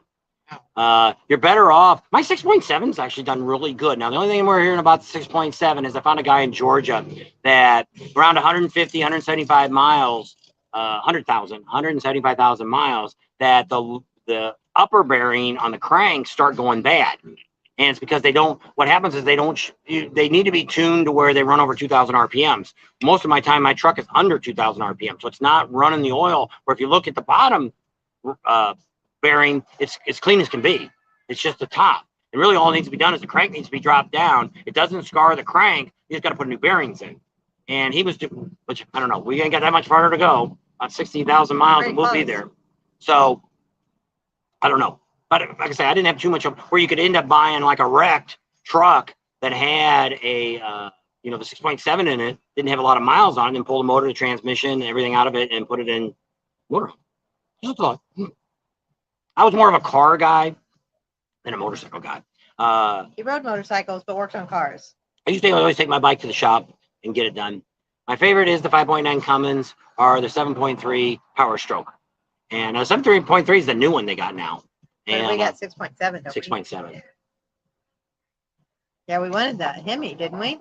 Because out where we were at, there was Fords that had Hemis in them. And when I started calling and asking, because the first one we looked at, then they had that. So they must have changed it or ordered it in special or whatever. I'm asking, they're like, we don't have any Hemis. So Great Content RV World is huge, yes. And that's kind of what we had started about doing. Was we started out as an RV channel. For the first 6 months, we were an RV channel. And then when Sturgis hit, and we took the bike up there, which we've been in Sturgis over the last 20 years. We've been there before. Not a lot, but we went after, I think it was 20, what year did we go? 2019. That's when we picked up the trailer. No, when the first year we ever went to Sturgis. Oh, 2010. 2010 was like the first time we went to Sturgis. We rode bikes there. I did. Me and her by ourselves. We're all the way to Sturgis. So now you're in the sun. Bought a new Street Glide Special. First Harley. Should I do a breather tube reroute or is it all hype? What year is it? They just bought a brand new one, didn't Oh, if it's Bought a brand new, new- no. If it's brand new, it seems like that they don't have the. My '01 was the worst for blowing the oil out. My '09 just barely. My after I had the '09 rebuilt, it never did it. My 2014, no blow by at all do I have on that. So I think a lot of that has been solved, and now with the new M8s, I would have to check and see. Looking at speeds. Yeah, check with them and see. I need to. Yes, Aaron says it's the 22 model. So yeah, you got the Milwaukee 8. I would say no. I wouldn't redo the breather on it. It just seems like I don't see that problem as much with newer bikes as we did. Like I say, my old one was like an oil. It was like blowing out the side of the air cleaner all the time. I had to clean that air cleaner all the freaking time. And but my '09 was a little bit, but like I say, once I redid the lifters and changed the cam and all that, it all kind of stopped all that. It stopped all that. And then, like I say, my 2014, I have no blow by at all on it. I wanted to screenshot that. We can ask Speeds what he thinks. I mean, because he's more of a I'll call motor him. guy. It's not that late for him. I'll figure out what phone he's on. And everyone from northern Wisconsin, 29.1 inches of snow in the last few days. That sucks. It's getting a little cool here. Yeah, it is. It's probably like 80 now. Red Pink, what is snow? Red Pink Ron says, what is snow? He's in St. Augustine, so yeah, he doesn't know what snow same is. like when we moved to California. You can ask him what a hurricane looks like, and Yeah. he can explain to that. Where up in Wisconsin, they don't know what hurricanes are. They don't even really get. I don't think even in northern Wisconsin, do you get any tornadoes up there? Moto says 80 in Miami, so you're about the same temperatures we were here today. You go inland like Orlando, and they were about 4 or 5 degrees hotter, but we never did get to the 90s like they were predicting this week. We got into like 88, 89, but I didn't see any on the truck. I never seen any temperature get in the 90s. Hey there, it's Tim. Just had a quick question. Someone just bought a new Street Glide of 2022, and it's his first Harley, and he heard about She can answer the breather question. to stop the blow by. To stop the blow by. Should he do that? Should he replace that, or do you think the 22 on the Milwaukee 8s is okay? So call me back and let me know. She wasn't. Me. Thanks. Every day in Florida. Rapture Ranch. Nope. Bob, have you been told today? Told today what? A cold today. Was that supposed to be a C? Cold today? No, I wasn't cold today. If that's what you were asking. No, or do you have a cold today? Have you been cold today? No. It was hot. To me, it was kind of muggy this morning when we got up. Monkey number 1 is on. So Red Pink is, he says it's 85 in St. Augustine's. So he's actually warmer than is Miami. And that's, we got to trot on down there. Haven't ate at Ford's Garage yet this week. No. Had to wait till I got paid. Trying to watch our money. So awesome. Kimberly Ann's on. So Cast Iron says you're awesome.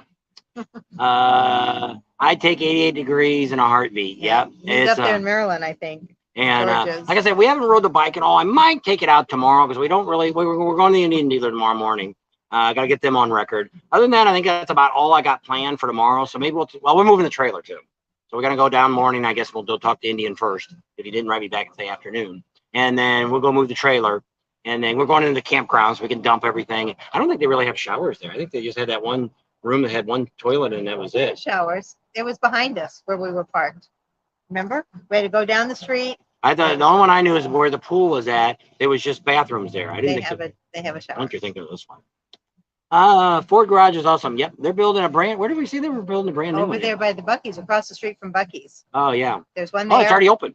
Oh, they're open. getting. Guess what they're getting here? Twin Peaks. We like Twin Peaks. Tell like Liam and Hudson I said hi.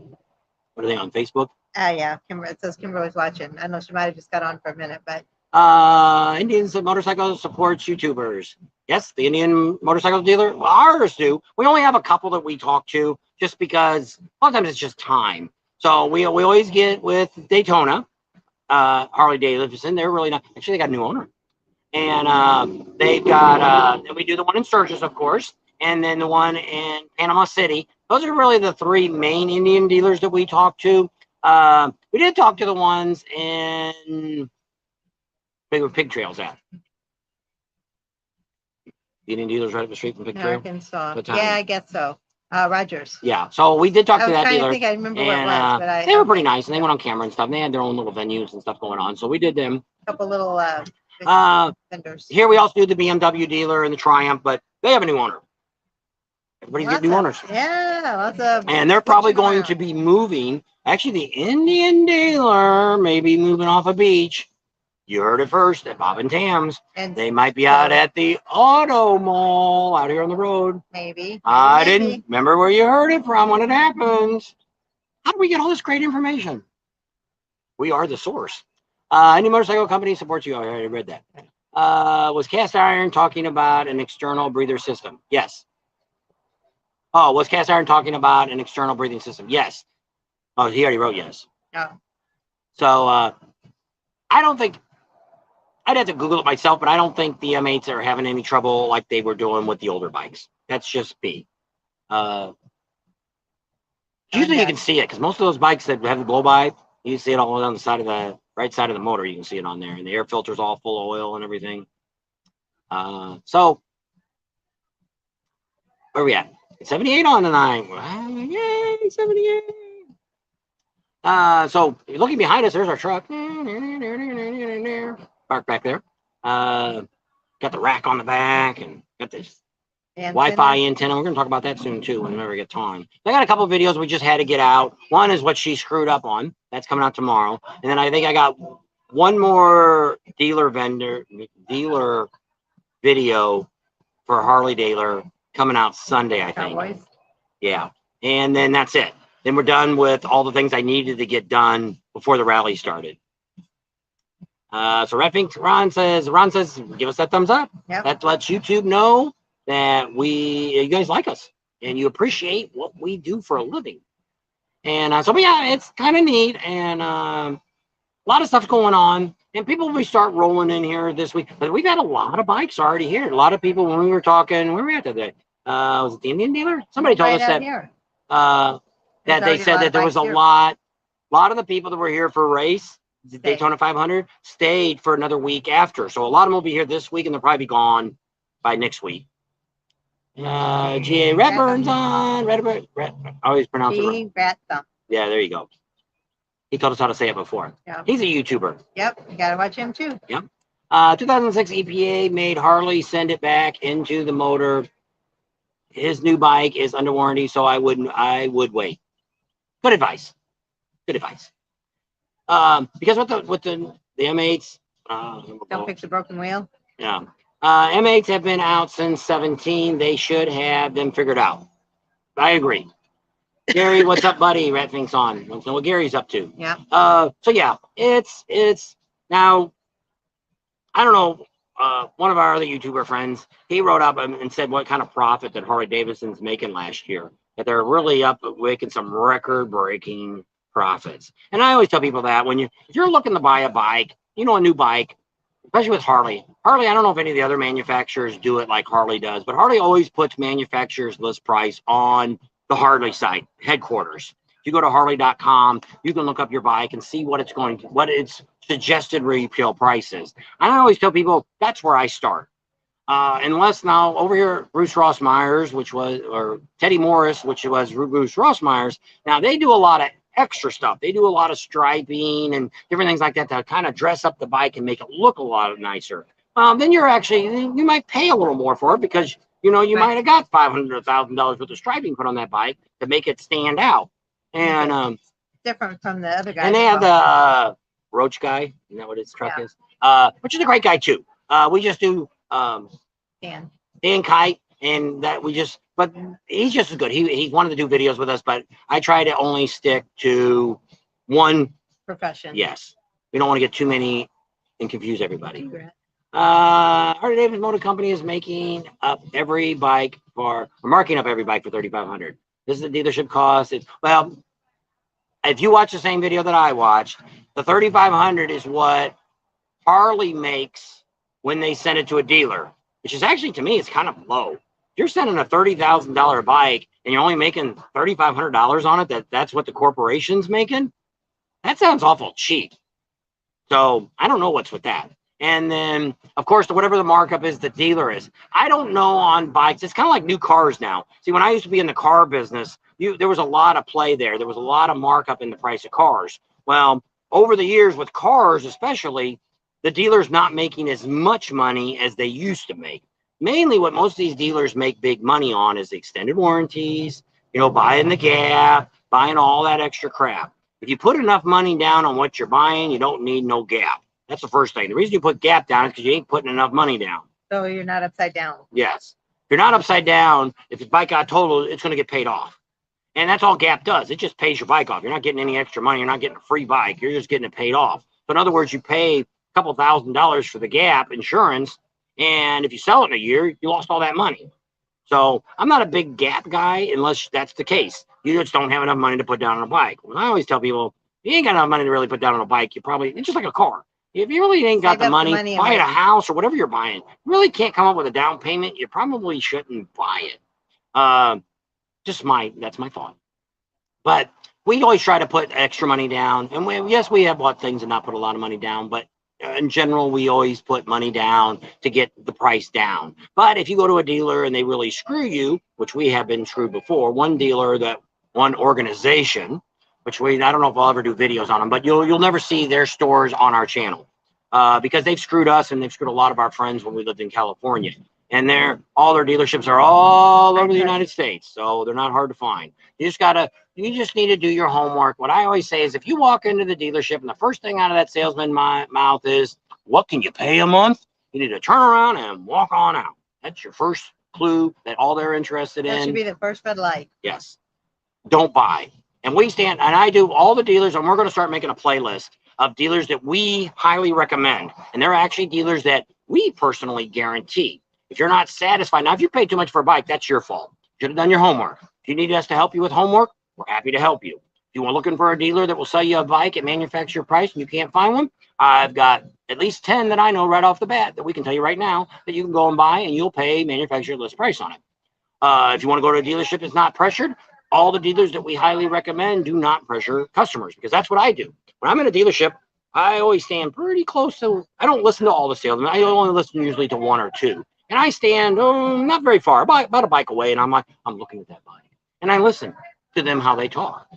And if they're doing that spiel, then right there, we're done. We're out of here. If it's one that, like we were in Vermont, the dealer there, what's their name? Wilkins. We're in there, and a guy's looking at, it's in the middle of the afternoon, and a guy's looking at the Pan American. And he looked like a worker. He's an older gentleman. He was looking at the bike and he was sitting on. Salesman walked up and said, "Hey, is there anything I can do for you today?" And he's like, "Yeah, I'm thinking about one of these." He already had another bike at home. He's thinking about one of these. And the guy talked to him a few minutes and stuff like that. And the guy said, "I'm just kind of looking right now. I just haven't really made my mind up what I want to do." Salesman said, "That's great. Here's my card. You call us and we'll be happy to work whatever you want to do." The guy got off the bike, walked away. No problem. Could have probably done a little bit more trying to sell the guy a bike, but hey, there was no pressure, there was no situation, and it was like, so I look at that and I'm like, that's a good dealership. They could have won, and we've been in other dealerships that people miss opportunities to sell. Because I always tell everybody, I've been in sales my whole life. Nobody walks into a store and they're just looking. Now there is one exception to the rule. She goes into Joanne's Fabrics. Yeah, and I'm going to the hardware store. But actually, if I found something in the hardware store that I wanted, I'm coming out with it. But 90% of the time, I'm just killing time. I use the bathroom while I'm in there and not really looking for anything particular. But if they had a great sale on something, I'm buying it. But that's the point. Nobody goes in someplace when everybody says that magic word, I'm just looking. Yeah, you're looking to buy something that will take money out of my pocket and put it in their pocket for a product that I'd like to have. So yes, everybody is ready to buy. You just have to figure out what it's going to take to make that person push the yes button. And there's a whole there's a whole theory on how to sell stuff. We're not getting into that because we're not selling stuff today. But it's not that hard. And because most people always have, the most thing is, can I afford it? Can you afford the payment? Well, what you also got to look at is how damn long you're going to finance that damn thing. You're going to stretch it out for 7 to 10 years. That's a long freaking time. And if you're going to buy the extended warranty, you're going to buy the gap, and you buy a bunch of accessories on your bike. You always got to remember, just like Rider X, you spent all that money fixing up your bike, putting that bigger motor in it. But the value of your bike is still what it was before you ever did all that work. They will not give you any more money for having a 131 engine Sell on it it. outright, someone else might. Maybe. But for a Harley loan, dealer if somebody had to get a loan, they're going to loan book in the book. And it doesn't matter if you got $15,000 you put into your bike, it still is only worth $15,000 what it was worth before you did all your accessories. And a lot of people get upset about that. That's the price of motorcycles, because there is no book for custom bikes. But if you're trying to get a loan from a bank, now if you're a rich guy, you got a bunch of money, who cares? So Harley Man's on, and he's from Michigan, and he loves us, and we love you too. So having a great time in Daytona. Stay warm. Yeah, we'll try to push some heat that way. Yeah. So Kimberly's salon, what's the temperature in California? I will not get more money for my bike, but I sure in the hell will enjoy it. And that's true. There you go. And if the bikes I've had two bikes. My last bike, my 09, I had over $15,000 with chrome and working on the engine and all the different things that I did to it. And I only took off very few things when I sold the bike. I took the seat off. I took the cup holder off. I don't know what else I took off. But I mean, you couldn't take all the other stuff off because it's chrome on the motor, bigger lifters and all the different things I did, so you can't take that off. But that's what you got to look at is most people fix a bike up for what they want. I want a bike this way. Like there was somebody, I said this the other day on a live, somebody was on saying, I'm looking to buy a brand new 2023 Ultra CVO or whatever they're buying. Do I have to upgrade the engine? No, there is no reason. There's nothing that says you buy a new motorcycle, you got to put a dime in that thing. It's going to run exactly the same the rest of the time you have it. And that's what I said. You go buy a BMW, you go buy an Indian, you go buy a Honda, whatever you're buying, you're never going to spend the money that you're going to spend on a Harley Davidson. Why? Because we're all a bunch of kids still when we're 16 years old and we had that 1970 Duster and I threw the big V8 engine in there with the dual exhaust coming out of the side, jacked it up, put some big old Mickey Thompson 50s on the back and 70s on the front so we could go down the street, 3-speed on the floor. And you can do that with your Harley. And that's the difference of that compared, just like Pawamoto. He's probably, to upgrade his bike, he's going to probably maybe put him a racing tires or something on it. But I mean, there's not a whole lot of performance parts, which you can say if there is, but there's not as much performance stuff that you can buy compared to a Harley. Now, Ciro and some of these other ones they're starting to get some bling and stuff that you can put on your Honda and a couple of these other bikes like that. But that's not doing anything to the motor. Harley Man, how much snow did you get? Okay, they're asking questions among themselves. I want to ride with Bob in-game. With Bob in-game. Probably Sam. And laugh out loud, I had a 74 Duster. Yeah, mine was a 70. And 71. 70, I don't remember what year. But I ended up, all the motor and the transmission and all the stuff I put in it, I took out of a 72 that was total. And a friend of mine, that family wrecked it, and we took all the stuff out, the motor and all that. And I bought another Duster out of the junkyard, which I had to return to the junkyard. And I took the floor pan out and all the different stuff that I took out of that one. Let's see, turbo, supercharged wheels, bored out, some 100K. Okay. So I guess you can do on some of the crotch rockets, you can spend money on them and make them more performance. I don't think you see that as much as you do with a guy with a Harley. Aren't we all still kids at heart? Just ask my wife. Yes, your wife always tells us you're a kid at heart. Not really a kid at heart. You're just a kid in general, I think. But yeah, it's kind of like that's why I ended up getting a full dressed Harley, because I was thinking about I was actually looking at a Corvette. This is years ago, looking at a 74 Corvette with a 427 and a 4-speed in it. Been sitting in a garage in Santa Monica. The guy really didn't want that much for it. I'm going to have to do some work on it. It's been sitting, but I could do everything. I can put steel sleeves in the pistons and I can do all the work. It wouldn't be no big deal to fix it, get anything I needed to have done to it. But I ended up thinking, if I buy that car and the paint job on everything, I wouldn't have to paint it. The interior was mint. And I said, I really wouldn't want to drive it, but on nice sunny days. I don't want to park it in a parking lot and somebody bangs and cracks my fiberglass or something like that on it. So I really wouldn't enjoy it that much. You're going to spend more time waxing it in the garage. So that's when I decided, screw that. I want to buy a motorcycle. And that's when I got my first Harley. And I want to ride it. And that's what got us riding. All the bikes I had before, my Hondas I had before, my 3 Hondas I never rode like I do my Harley. So you can get a carbon fiber body for $30,000 plus install on your bike. Wow. So you can do a lot of stuff on a crotch rocket then, more than I thought. So New Englander says he Boys loves the and their toys. No, he says we love our toys. Oh. It's not about the money, it's the memories, which is true. George says that, which is true. And but you got to make the memories. If you buy something and it sits in the garage all the time, or you never ride the thing, you're not getting the enjoyment out of it that you do. That's the bad thing about us now where we live compared to being Florida's like that.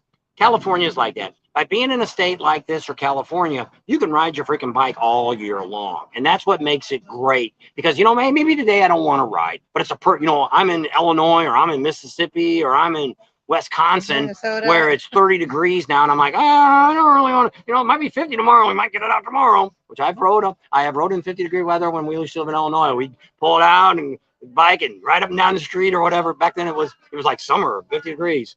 And I've rode in 30s. And so I've rode in cold weather, more heat weather than I've rode in cold. But that's beside the point. But I don't forget where I was going. What you do to your bike? I don't know. I'm riding 360. Canada says, cheers, cleaning up after an ice storm. Harley's costs going through the roof. Well, probably especially in Canada. Because I didn't know in Canada, they are not dealers. Any Canadian, I was told this by Harley. I don't know if it's anything. Chopper. I don't know if any of it's what's true or not, but I was told by somebody pretty high in corporate. And that's what happened to a lot of the dealers in Canada. They were not dealers. They were franchisees to where they were allowed to sell the products in a store and call it Harley, but they had no rights to the name of Harley. Well, like a dealer does. Dealer has like a dealer here. He's got such a long area. Like if you wanted to go down to New Smyrna with a store they close and say, I want to open a Harley store there, you can't because he's got a square mile area that is owned by him. It's his franchise. The guy was just telling us the one that used to be down there in southern Florida. He's the guy, I forget what dealership they said that was, he made more money by having the Harley Davidson name. He sold t-shirts, everything. He put Harley Davidson on everything he could find, have printed. And he had this exclusive where he had the keys and he had all of southern Florida was his territory. And I don't Power House, Harley Davidson. So I don't know if Power would know that or not. But a guy was telling us that the other day. Anybody got a drone? And we have 2 drones. We brought the little baby and we brought the mama one, the big daddy drone. Out in the truck. I didn't bring the baby one. It's 50 for a trike plus 13%. Oh, so that's what he's saying that the price is. It's 50,000 for the trike and 13%. Jeez, that's kind of 13% interest to buy it. That's high. Come down here and buy one. And hello from Michigan, leaving for Florida next Friday. They're coming down to Daytona. Or you just coming to Florida in general? Yeah, you're getting here late in the rally then. Oh, Friday is when it starts. I know. He may not have to be able to get off work until Friday. Yeah.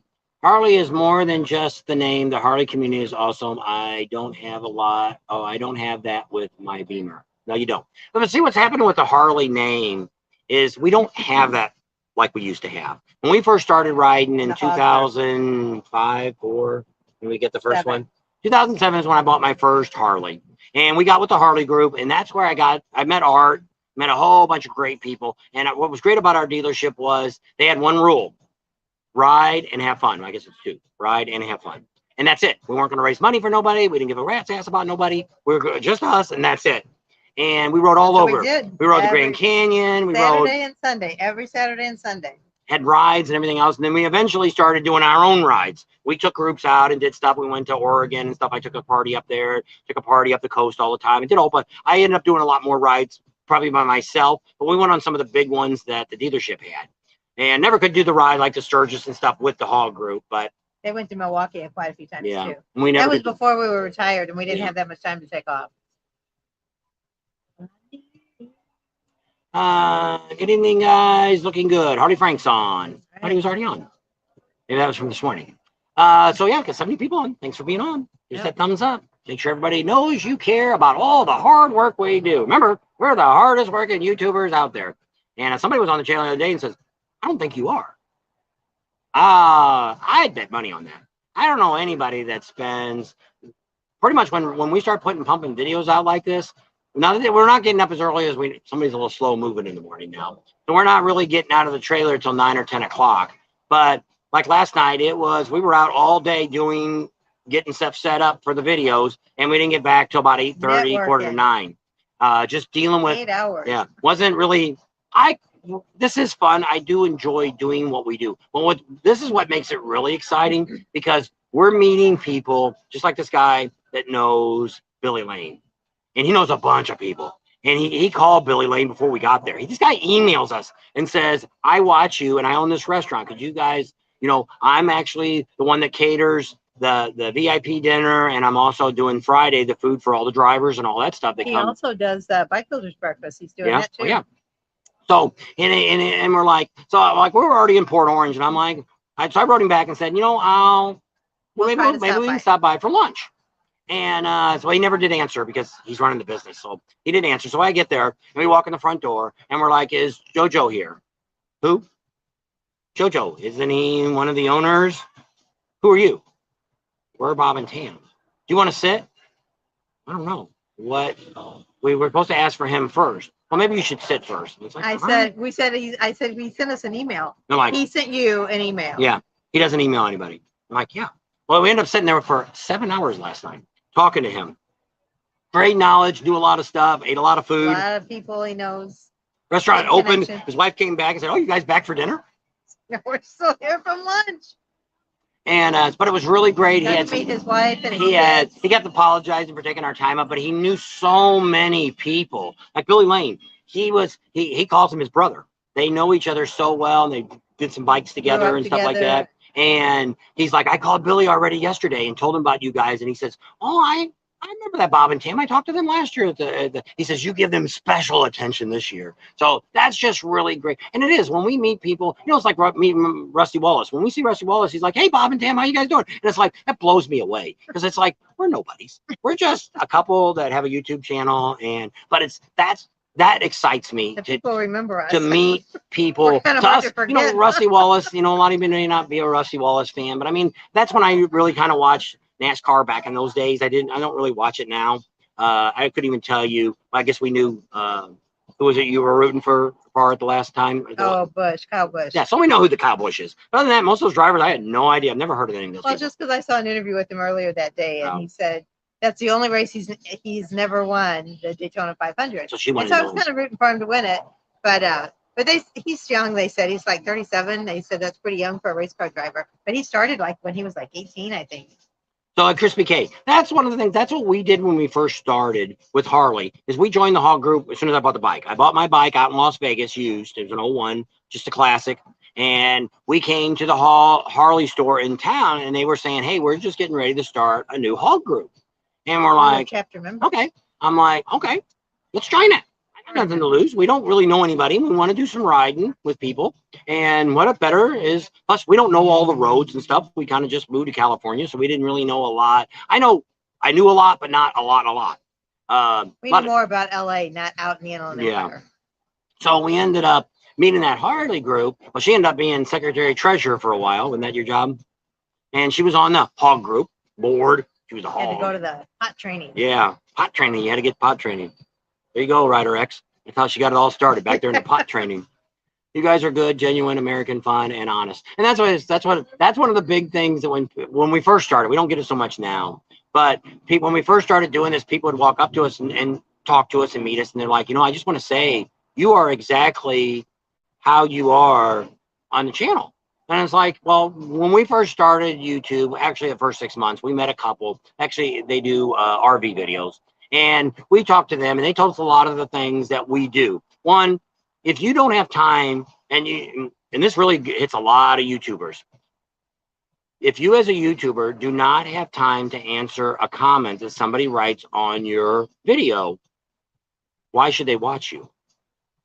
If you don't have time. They're taking the time to watch you, and you don't have the time to answer them back. That's right. And so that's what we do. I answer now, which the other day, I didn't mention it the other day, but we had, they do this every now and then. It's foreign, so I'm not sure quite what they said. But we'll say hi to them. It's probably not nothing bad. And we don't have a translation on StreamYard. Yeah, StreamYard. I only have it in my YouTube. On my normal YouTube, I can do translations. Famous Finger says hi. Oh, he's from Brazil. Hey, from Brazil. There's a lot of people in Brazil watch us. Yeah. Are you guys shorter in person? Yes. I'm 4'3" and she's 3'2". 3'2". 3 foot tall, We're going 3 to foot wide. We're going to compete in the micro midget wrestling in 2 weeks. Come see us at this doghouse. Be there. Listen to him. And so that's what got us going and riding and stuff, and that really got it, which we did. I never rode I've only rode my bike to work twice in the whole time that we've owned my bike. Never. Now she rode her bike because Back and forth to work. she didn't have to, you rode in the carpool lane, it was free going to work or coming on one of the ways. She always got it free, and then not, it's half price coming back either way. So we could afford it. Fast track out in California to go 10 miles is $25. So it's $50 round trip. So in a motorcycle, you get to go in the 3+ lane. So that's what she did. Me, so every 3 years, I averaged 50,000 miles on my bike and never rode it to work. And we only went to Sturgis 4 times with it. The first bike went once, and the other one went probably at least 2 times. 2 or 3 times. We went the second time with the other bike, and then we trailer. No, I guess you didn't. I didn't never rode the new one. No. So since 2014, we've been pulling the trailer. You both keep it real, and that's what's missing so much these days. And then it is, and that's the only thing bad about when we're looking for like a corporate sponsor is we're not all rosy, and I'm not all rosy, and not everything's perfect in the world. Some guy, I put it on Daytona. That video I did the other day with the Hawaiian Inn Hotel Resort closed, and they're still booking rooms today for this weekend coming up. And I also talked about the beach and stuff, and some guy got on the Daytona one, and he's like, man, what are you ranting about? You guys, you don't know what you're talking about. The Daytona 500 is a great race. And so I wrote the guy back, and I'm like, did you even watch the video? And so he wrote back and said, oh, yeah, you're showing a bunch of hotels that are under construction, and you're just ranting on it. And so I go back, and I'm like, okay, let me look at this video again. Maybe something. Well, I'm looking at it, and I'm like, I never did rant at all. I'm like, hey, if any of you guys. You want to hear him rant? You guys know. So what happened was I wrote the guy, and I said, dude. I didn't say dude. But I said, first of all, the 2 things we're looking at, that hotel and the beaches, the things that you guys have asked me about. And also on my Facebook groups, things like that, they've said, hey, what kind of condition is the beaches in? Can we go on it? Can we ride our bikes? What can we do? How about this hotel? Is this thing open? Which ones are closed? Which ones are open? And we're not going to go through all the open ones. But we showed you a couple that were closed, the Maverick one and the Hawaiian one. There's also a couple other little ones here that closed too. But you don't. So when I watched the video, I'm like, I never ranted at all. I basically said, hey, we're standing in front of the Hawaiian Inn, and if you guys have this booked, it's closed. It says right here on the sign, coming soon, opening soon, or whatever it said. And I said on the door, there's a plaque that says condemned until a building inspector looks. Well, I didn't even realize that the pool was gone in the back. I just knew until he saw their website. And I go to their website, and they're still renting rooms too. And it's like, so the whole idea was I was never ranting. It was just to give you guys good information. So I finally asked the guy, which he hasn't wrote back yet. And I said, do you consider the news that's giving you news? Are they ranting on the news? I don't know. That wasn't a ranting video at all. He ain't seen nothing yet. But I'm like, we're here. I said, I didn't say nothing about the race. I didn't say it was good, bad, ugly. It stunk. It was the best thing in the world. We just said we didn't go to the Daytona 500. We went out to the track or out to the outside, and we walked around, and there was no complaints there about it. You got to meet with drivers and all kinds of neat stuff for free. You didn't have to go inside and pay for anything. So that was kind of neat. So it's like, I don't know. Sometimes, and then I click on the guy. The guy owns a window business here in Ormond Beach. Well, he's got a license number, but when I Googled his name, it didn't come up. It's actually, the name of his business is actually a rap song, because that's what came up first. And I'm like, this is weird. So then I said, no, a window installer, a window sales or something. And they brought me up like 20 of them in the area. And it's like, this guy's name's not on anything. I Googled his name, and it just came up as a mobile number. So I don't know if he's got a business or not. I don't know. I kind of left it at that and left it as, have a great day, dude. And I left him at that. So I'm like, I don't know what. He's like, this guy's nuts for even writing this down. I'm like, I don't know what you're ranting about. He misinterpreted it. Well, I ended up telling him, I said, why don't you go book that hotel? In about a week, go down there and check it out and find out what happened and tell me how well you got your money back. And we'll see who's ranting then when you can't get your money back after paying, $800 or $1,500. Or whatever. Yeah. Well, their website's booking stuff too. So I don't know. Refreshing and wow. What does it say? Raw. Oh. Good evening, guys. Rick Raines is on. Hey there. How are you? We're in Daytona. Ormond Beach. We just said Ormond Beach. People would say, where's that at? We're at the Beaver Bar. We're going to have fish tonight. Can't go past 8 o'clock. They close the fishing place at 8. Oh, And we probably won't be on that long anyway. I don't know what time we even started. You're almost been on 2 hours. Oh, right now holy anyway. Jennifer Jupiter. We've been on a long time. There's Emery HVAC. Hey there. Hey guys, hope you're having a great time. Been pretty good. Calling for snow here tomorrow. You should be down here. It's like 88 degrees today. Sunny, light breeze. Not too humid. Really no, I have to do too much to turn the phone. I'll turn it around. See if you can see the sky. Whoops. Need to tighten up that. There it is.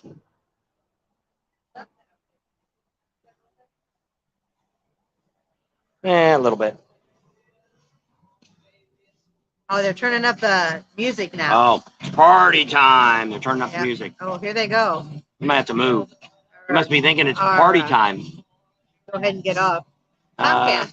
There, we'll move over here a minute. Let me see if it's loud up here. Where we originally were going to sit. We were going to sit up here. And I don't know. Can you guys hear the music and tell what it is? It's already dark here. That's really weird. Because you're in Eastern time zone. He says it's already dark in Delaware. That's really weird. It's not dark here yet. We still got just a little bit of light. Now they turn the lights on up here. They just turn them on. So 80 degrees, rub it in, Bob. You can all come down. We're inviting you down. Come on down. Weather's going to be ugly in California. We heard that. I looked at my weathercast on my phone, and yeah, it's in Arizona. It's going to be like in the 50s and rain and stuff. It's dark in Pennsylvania too. They said. Slim Jim here. You can hear the music. We got to keep talking. I can't stop talking. Clouds there. Dark in Pennsylvania. Nope, I don't hear any music. Thanks. Okay, that way we know we're okay. Drone was done with snow, 12.5 inches up here. That sucks. Harry Farmer says it's got snow. No music. Okay, so we can stay on a little bit longer. She's going inside. Oh, she should have filled up my tea. She left on me. She'll be back in a minute. But she's going in the bar. You can kind of see. Maybe we'll turn this way. You guys can see cars behind us. So that's US 1 behind us. I'll scoot over a little bit. You can see US 1. And, of course, no motorcycles. There's already no traffic now. The seniors have gone to bed. And But Iron Horse is open year-round. And she's pretty much open, I think, open here year-round. She closed Mondays. She won't be closed during the rally. But Monday and Tuesday, normally she's closed here. We're going to do our breakfast from here on Sunday, the first Sunday. It's nice right now in this Irish pub. There you go. It's always nice inside a bar, ain't it? Trying to get where you guys can see. In about a week, you won't be able to see any of those trailers over there. They'll have tents all in front of that. They pretty much have tents all the way from Iron Horse all the way down here. Vendors will all be over there selling T-shirts or whatever the crap they sell. The Harley dealers starting to put a few tents up. Also, if you're in town for Daytona, if you're in Daytona's area at all, they've got the police guys all do those stunts and stuff on their bikes. They do all those tight turns and all that kind of stuff. And they stop the bike for like 8 seconds and move it. And that's all going on this weekend. The big day's tomorrow. But I think she says she thought it started on Thursday. But we were over there at the dealer. They were there. I didn't film anything yet. We'll stop by there a little bit tomorrow and film some of the stuff that's going on. How much do you want to watch guys ride around in circles? I might send the drone up and get some shots over them. But you either have to fix your bike to be a police bike, or you have to buy an old police bike, because they're the only ones that can do the tight turns and go down and all that stuff. So it's kind of neat. A lot of them are officers, or they were officers, and kind of neat. And one guy I talked to and never had done it, and they have a course you can take. And in 6 months, this guy could do all these turns. I'm like, holy crap. I don't know if I could ever learn how to do all that. I was afraid of dropping the bike. Are vendors showing up and setting up yet? Yes, down on Main Street, some of the big tents are up. I don't know if it's, what's that big leather place? But all the stores downtown are putting stuff in the stores now. Mostly it's clothing and stuff. They're setting up. 160 Biker Ship, she was already open. She's putting all her inventory up. Tam was there the other day helping her put her stuff up. Here's nothing here. They do have a tent up. They trimmed all the trees and stuff. Most of the stuff, like over at Destination Daytona, I think it was Progressive was there. Should have got me a drink while you were in there. Should have got me a drink. I thought you went in there. Did you go to the bathroom? The bathroom was outside. Oh. There was nobody there. Oh. I don't know what to say. Where? Who's that? The girl who served. There's one girl. Oh. Well, you can order the fish. You still got how much? You find out how much it was? Then go in and ask that and fill my drink. There's nobody to wait on you. What? Where the hell's she at? I don't know. She's probably out back smoking. Here comes a motorcycle. Nope. That was a loud van. Thought we had a motorcycle coming. Hey, she's back. It's cold out here. Got the fan on still. Oh. We got a fan up here. Cooling us off. Because it was so freaking hot here today in Daytona. Holy smokes, I'm still sweating. Shelly Rossmeyer was sweating when she was talking to us too today. Most of you up there is trying to wish you could sweat. You'd sweat, your clothes would stick to your body because they'd be frozen on you. Yeah, probably. You don't want that kind of you don't want that kind of sweat when it's below zero. Nope. You'd be colder yet. Yep. Because you sweat to make your body cool down. There's a special tip today. We're losing people. Bob's biggest fan, Crispy K. And so there goes the motorcycle. Did you see it? What time was it? I didn't see it. Harley. You sure? She thinks she knows. There goes another bike right there. Yep. He had a quiet bike. He's got a Harley. It's probably a brand new model. He didn't change the pipes yet. Oh, if you've got a bike and you're thinking about taking the converter off, you need, even if it's a brand new one, you need to buy the pipe now. Manufacturers, as of Sturgis this year, have been banned by the EPA to build any more pipes without converters in it. Right now, you can still legally sell them without converters in them. So if you got a bike, if you bought a new M8 and you don't know, J&B Cycle still has about 10 or 15 header pipes that don't have converters in them. Get on their website and buy it. If you want to get one or plan on when you get here, get it right away. Even if you're not putting it in, take the box, ship it home. I call J&P, I don't know if they have free shipping over a certain amount. Put it in the garage so when you are ready to put it on, you're already set. No wall of death. Who has no wall of death? Alamoto wanted to know if the wall of death was going to be at Destination Daytona. No. No. You didn't hear what she said. She said no to the wall of death. They're going to have something else there because that guy can't make it this year. I didn't hear her say it. They are going to have it over at the Iron Horse. I seen that guy. He's going to have his over there. I'm pretty sure I thought I seen on that guy's website saying he was going to be there. We'll find out. She said she didn't. I didn't hear her say that. Yes, because she said they're going to have something else, and I think it's that ball that they ride around in. It's not, but she said his name. It wasn't the Isley one, but she said that he couldn't make it this year, so he's not going to be on there. But I don't know. I didn't hear her say it, so I heard a mini bike over there. It's a weed whacker. Got over there cooking away. So anything you want to know, I need a wall of death. So they do have the one that they're going to have here at the Iron Horse. You got to pay to see. Yeah, you got to pay to see that one. So it's not a freebie one. Used to have one out at, if you go out to, what's the, Cabbage Patch? No, the one motorcycle dealership. What's the other one? Oh, Adamak. Jacksonville. Yeah, Jacksonville. They usually have one, and it was free to watch. They didn't charge you to see that one. Adamak. So look at Adamak in, what's the town? Jacksonville. I didn't think it was that far away. Yes, because we had to go all the way up there to see it. There's another one in St. Augustine. So he wants to send him the two addresses, I guess. Okay. So no more manufacturers will be allowed to build pipes without a converter. Cast iron still on? Jamie wrote me back. Oh, I don't know. He said, got your message, and they do make air cleaners that reroute the blow-by. Don't remember which companies make it, but good upgrade. So I guess he said it's worth doing. But he said it's just an air cleaner. So I don't know.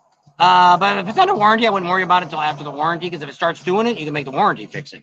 So yes, that already started after Sturgis. The EPA came out right after Sturgis quit, came out and said, manufacturers, you cannot make any more pipes without converters in them. But right now, they did not come down on any supplier that was selling them. So you can't go to Vance and Hines. They may not even have any in stock. I don't know. Vance and Hines has said here. But when we were at J&P Cycles, he said, that's it. See that pile out there? I got like 10 or 20 of them left. He says, that's it. I had a couple hundred of them. When those are gone, I cannot get any more header pipes that don't have, yes. Whoops. Went up too far. Ryder X says, Arlen Ness makes an air cleaner with the bypass built in. And that's kind of what Ryder, that's what Speed said, the same thing, that it's built into the air cleaner. You might want to look into that. Arlen Ness is somebody. You can check, like if you're down here, you can go to J&P Cycles. They have a lot of those parts and stuff there that you can check out and see. If you change the air cleaner on your bike, it's not going to really change the warranty on it. Great history and content, the Wall of Death.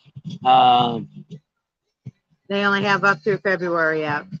For what? Oh, for their bike stuff? It was the people that, you don't remember the name? Trask makes a blowout thing. Yeah. So there's another company, Trask, says that they make a blowout for the whatever. I can't even say it now. Blow by valve. Yeah, bypass built in for the blow by. That's it. There go the bike. He went the wrong way. Can't see him. But still got light here. It's still light out here. We're a little lit because we have a light bulb over our head. She back in there yet? There she is, right there. She's playing pool. I found their stuff. See who's going to be there. It's right. not the one. Let's see. Well, she's just looking at the first day. Well, I don't think they have half the stuff on there anyway. They have Full Throttle kickoff, a bike show. They have a War of Hippies concert coming up in the first weekend, and a Harley Davidson's paying for that. She ended up not saying it. Flying Pistons breakfast, bike show, Mafia all class bike show, free Jackal concert. That's the last Saturday. Bike Week's largest new inventory. Oops. Let's see, there's stages. Here goes the bike. Joe keeps wanting to ask me questions. We'll ask her.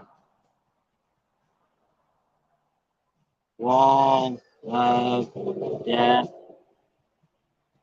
there this year. See if she writes back. Some girl named Jessica. She's in charge of the chat. So let's see. Tomcat, what do you say? Are you guys meeting up with Harley One Forever? Yes, we'll probably see him somewhere. I don't know if you'd have to ask him if he's coming to any of our meet and greets or if he's coming to the breakfast on the first Sunday.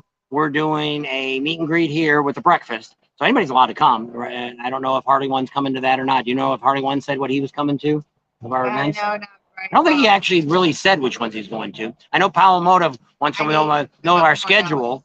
Who is Harley One Forever? Harley One Forever was on our channel when we were in Sturgis. When we had the meet and greet there, he was on there. Is he the one we met, I think in Cracker Barrel. Yeah, Cracker Barrel last year. He's on the videos of the girls doing the wrestling and stuff. He's there. Big tall guy. Husky looking guy. Yeah. Very friendly. Nice guy. Really nice guy. Yep. He's the one I said, you need some sunscreen. His Yeah. face was deep red. Yeah. The next time we see him, he says, I have sunscreen. I have sunscreen this time. I'm like, good. You don't want to get sick. How much was it? $15 plus tax. Holy crap. $15, $16. One piece of fish, but they said it's gigantic. You want to see how big it is? You might want to get one. I only got one. Well, what'd you do with the rest of the money? I need $3 is what I need. Oh. You have $3? No, I only got $1. Oh, here, maybe some more in here. Yep, there's $3. Right. Give me that 20 back, woman. She already got her allowance. She's already got $15. She's already got $15. I'm gonna rip it. She already got her allowance for this week, and she's already spent it. Can you believe it? Sunday at the Beaver Bar. What time? Pull that back up. The breakfast starts at 8 a.m. So what we were planning now, she's not here today. Leslie's who we talk to all the time, and she gives us all the information. She won't be back till Sunday morning. So probably we're going to come back this Sunday and see what time we should get here. So we want to make sure there's this whole row of tables here. Or down this way. Turn that way. That way. And we're thinking about trying to grab those tables. One, you're underneath the balcony here. You're underneath the ceiling. So it's a little more, I don't know. If it rains or if it sun's out too much, it's on the roof, not too hot. They do have some picnic tables out here. We might move to that later on, but I'm figuring we're going to start right here. So it's the first Sunday, not tomorrow. Not tomorrow. 2 more days. 2 more days. We're probably going to be here tomorrow, Sunday, because she's not here. So we're probably going to come up here for breakfast, but I have no idea what time we're going to get here this Sunday. But next Sunday, first Sunday, we're going to be here at the Beaver Bar. We plan on getting here. Our plan right now is 7:45. She starts serving breakfast at 8. But we're going to talk to her on Sunday and see what time the crowd starts coming in. Typically at a back rally, most of you don't get out of bed till noon because you've been drinking all night. So we're going to ask her what she recommends. But even if she says 8 o'clock's fine, we're still going to be at 7:45. Now, we can't hold tables.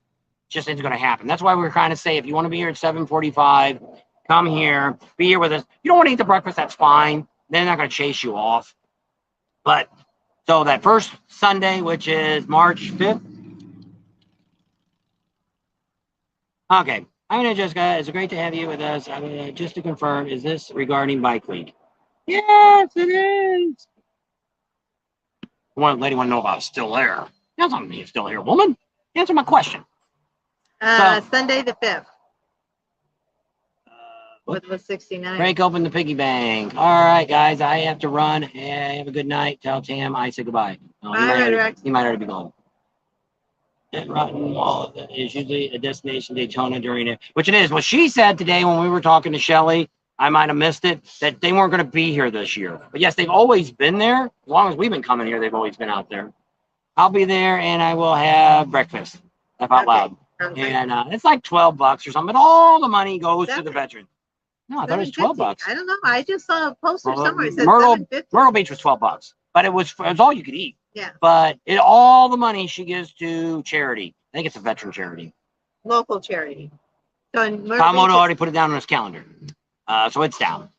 So he's going to go to. He got his. I think he's the one that just told me he got his pass for speeds. If you're going to the Sons of Speeds on Saturday, you can buy your pass online. And if you want to be where we're at, you got to pay the $100 for the VIP.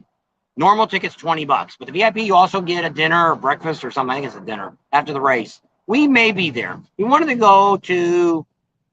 I want to say Delane. Is that the name of the town? Delane. And we wanted to go there, but they're only open from 10 to 6 on the same exact. I hate this city. I hate the rally that they put all the good crap is all on the same day. That motocross thing is going to be Saturday night. So we're still trying to get all that straightened out. But Sons of Speeds, we're going to be there most of the day. Well, then we find out over at, I probably shouldn't tell you that, Tropical Willie's, that they put a lot of sexy girls on bikinis on the bikes when they call out the winners. A1 Cycle carries a product called the ventilator, and it stops crankcase pressure. You won't have any blow-by into your intake. There you go. There you go. I don't even know if he's still on. G-Rather, where are you? Asking something about Cool Whip. That's Harley One Forever. Oh. They call him Cool Whip. Oh. I got a text message saying you were. Okay. I don't know. I don't know what. I don't know. Yes, sir. Yeah. So he already got his ticket and his pit pass to go down there. And so they're talking among themselves. Yeah. So G-Rat's in the house. And Sons of Speeds, the idea is this is old school racing. You know, they got one of the races is 1-cylinder bikes, no brakes on them, and it's just a lot of fun. You don't really get the crashes and stuff, but you can get some of the bikes crap out.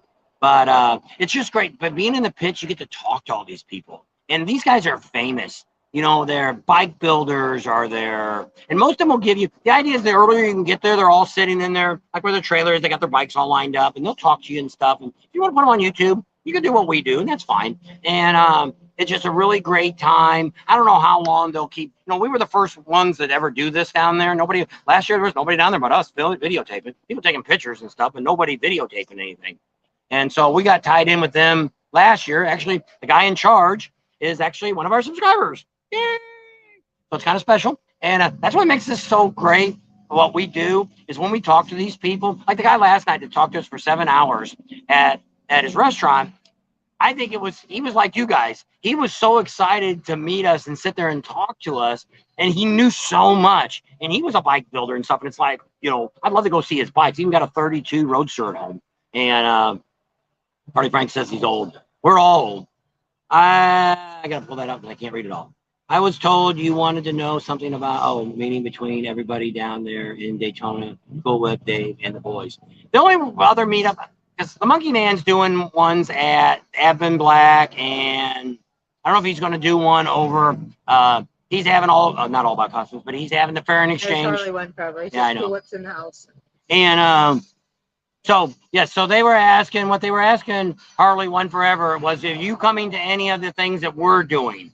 I guess they wanted to see you there, where we'll be, I don't know if you know all the things we're doing. Saturday, we're going to be at the Sons of Speeds out in Smirnoff Racetrack. Sunday morning, we're doing the breakfast here at 8, kind of a meet and greet, have breakfast and have fun. Monday afternoon, we're going to be over at Zero from noon to 2. That's all we got right now. We do have a ride. We're doing a ride on, Tuesday, we're doing the Bells ride. You have to pay for that ahead of time if you want to ride with us at the Bells ride. We'll be there bright and early, talk to you guys before the race. Lots of women, and you can be a guy and ride. They allow guys to ride. So, and all the money goes to the women's organizations for our bikers and stuff like that. So it's kind of neat. So we're doing that on Tuesday. Wednesday, we're thinking about doing a ride. We haven't had anybody really say they want to go on it or not, but we were thinking about just doing a ride in the morning, go around the Ormond Loop, go out to the lighthouse, have lunch out there at Hidden Treasures, and just end up the rest, spend the afternoon out there talking and having fun. Kind of a neat place. Thursday is Willie's. We're the official one that was there first, and that's fine. Monkey Man's coming out there because that Cycle Magazine or whatever it is going to be out there. Cycle Source is going to be out there, and that's one of the people that I think that either sponsor him or something. I don't know. We did see it at that Ant Catfish. Remember we went by? I think it's off the Loudon. It's right when you No, go we over have not the ate thing. there. And I was like, look, you wouldn't go to Ant Catfish. I think that's where it was. I don't know. No, we have not ate there. Joe's on. Hey, Joe Casey. Brian, it's anyone going to be going to the 200? We may be going, but I don't know what day it's on. Right now, everybody's telling us we should go to the dirt track. Hey, New Smirnoff? No, the one on Saturday night. Yeah. They have the hill climbing and the racing on the dirt around the track they're having there. That's on Saturday. Motocross. Motocross is Saturday. You knew what it was? Well, you acted like where the track was, and I'm like, I don't know. It is the track. The track is the NASCAR track. So the Lighthouse and Ponce Inlet is an awesome ride, which it is. We've done both of those. I don't think we've done them both in a row, but I will be there early evening, Saturday the 4th. Can't do anything Sunday on. Okay. So Sunday is the breakfast here at the Beaver Bar. So, yes, whoever wanted to know if Harley One Forever is going to be there, looks like he's going to come to some of the things we're doing. And we're also going to go out. Well, you're not going to be here Friday night. Friday night, we're probably going to be out at, here comes a bunch of bikes. 1, 2, 3, 4, 5. Well, 4 bikes and a trike and a pickup truck. Just came in. So Friday night, we're going to go around lunchtime, probably over to the Smirnoff track. And I'm saying it wrong. New Smirnoff, whatever. And watch the practice. And then after that, we're probably going to go to Cackleberry and spend the rest of the evening there because at 7 to 7:30, they're going to have Confederate Railroad. And I've never seen Confederate Railroad. So I think you're playing from 7 to 8:30. Great to be an early concert. So that's kind of really special. And so we'll probably spend the evening over there at Cackleberry on Friday night. That's probably the plan. Saturday, we don't really have, we got the races we're going. So we're going to be 11 o'clock. We'll be at the track watching Sons of Speed. That's out, and it's just like 5 miles on the other side of Cabbage Patch and Cackleberry. Just keep going out, and when the road comes to the traffic light, it's right there on the right. You pay it now. It's $20 to get in the grandstands. It's $100 to get in the pits, but you also get a free dinner with that. So that's up to Saturday. Monday, from noon to 2, we'll be at Zero. Tuesday, we're doing the ride with the girls, the Bells ride. You got to do that ahead of time. You can't pay that day. That's only $25. Yeah, it's only $25. Nice. You go ride with the girls. They're going to take just a nice scenic ride. We're going on it. Good cause. Give the girls money. Confederate Railroad is outstanding. Really good show. You guys will love it. And I think we will. I've never seen them. I've got a lot of CDs from them. So I think it'd be a great show. And I can't believe Cackleberry got him. But I mean, I don't know when the last time Confederate Railroad ever played. I don't know. I ain't heard about him, but they dropped off the world like everybody else does. So, so we hit the 2 hours. Is there anything else you guys want to ask before we get off tonight? Our fish is going to be coming out in a few minutes, and we already hit the 2 hour mark, so we really don't want to bore everybody to death. So anything you want to know? We'll have more stuff coming up. Monday's video is going to show you a bunch of the bars here, what's going on. We're going to put up their schedules so you can kind of, if you're coming next week, the week after, you can kind of look at the schedule and say, hey, I want to go to that bike show, or I want to do this, or I want to do that. I want to see that band. I want to know where Jackal's playing. When's the Builders Breakfast? Is Monday morning. That's what we're doing first. Sorry, forgot to tell you. That starts at like 9 o'clock. You got to buy that online too. So if you want to do the Builders Breakfast, you go on Destination Daytona's website and you can purchase it there. It's 20 or 25 bucks too. I don't know who the builders are going to be. They said, they didn't say. Somebody else told us that Billy may not be there. He was there last year. He may not be there. They're actually doing Sunday night. They're actually doing an industry party for Harley Davidson over at a restaurant. We're going to be talking to that. New Smyrna. Yeah. That's Sunday. What fish are you having? They should have caught. Hopefully. Whatever fish is coming. No, I didn't ask. I probably should have. Great hanging out with you. Wednesday evening location. First Wednesday. That's when we're going to do our ride. We're going to do our ride. We haven't gone and done it yet. Maybe tomorrow. We're only meeting with we're meeting with the Indian dealer first thing in the morning tomorrow, 9. So if you're in town, you can come over to the Indian dealer around 9. Between 9 and 10, we should be there. And then we got to go back. We got to move the trailer over to the campground, unhook all that. By noon or 1 o'clock, maybe we'll get back on the bike and we'll ride it. Do that ride. I want to see how long it's going to take. Wants me to take a breath. I breathe all the time. Somebody said I should be an auctioneer, but I can't.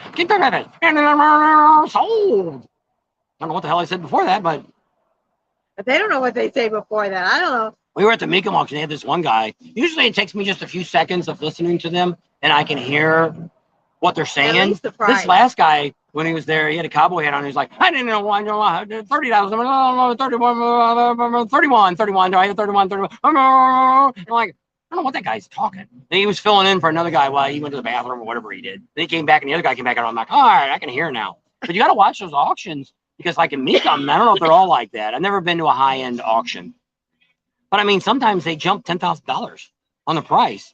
And it's like, yeah, like let's say they're only going up by 1,000, like it's 12,000 and then 13,000 and then all the thing next day it's 21,000. It's like, so if you raise your hand, you're thinking, yeah, you only want to do 14 and you just got 21 on it. So you got to wait and then they'll come back down. Or if you can get one of the girls or guys to come over and say, hey, I'll go 31 on it, or I'll go 21 or whatever it is.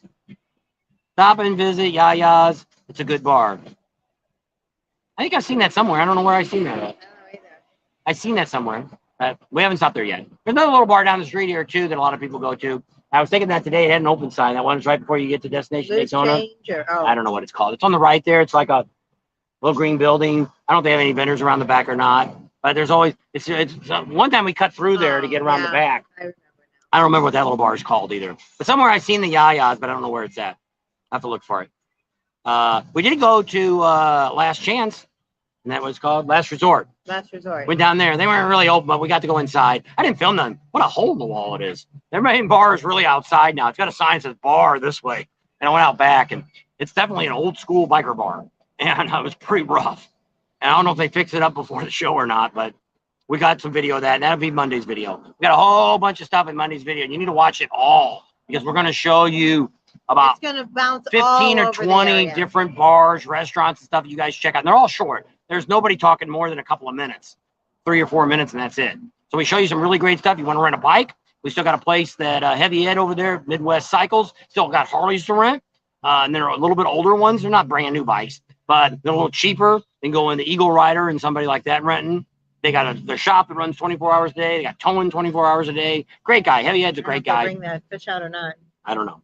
All right, we'll wrap it up. Nobody else is asking questions. We've already been on 2 hours, 15 minutes, and we got 69 people on. 69 is mighty fine. Thanks for hanging out with us tonight. We appreciate all of you guys. If you're on your way down or you're coming down, be careful, be safe. Even if you're not coming down here, just be safe and be careful. A lot of stuff going on here. And if you watch if you watch the videos, we'll try to put up every morning. We'll try to do a quick live or something and say, hey, here's where we're planning to go today. Now, not always does it work that way, but we'll do our best to do that. So Harley Frank says good night. Whoops, can't hit the button. There, Steven's on. Steven's on. We're leaving now. He's been watching on Facebook. 81 today here, 60 tomorrow, rainy. Big 23 rollout at the Harley dealership with Drizzle. Put on the patin. We've already seen all the 23s. All the dealers have got them already. They're slowing the boat. Tell them they need to get their crap together over there. Most people had them out when we went to. What's the new girl's name? Yeah, what's the new girl that's supposed to be? Oh, did her boyfriend leave with her, Mr. Editor? Hit the thumbs up. Palmoto says before you leave. But Mark says night. The Daytona 200 is March 9th. Yeah, okay. We're trying to get passes to go. I don't even know what the 9th is, but we're trying to get at least one race in. 9th Thursday.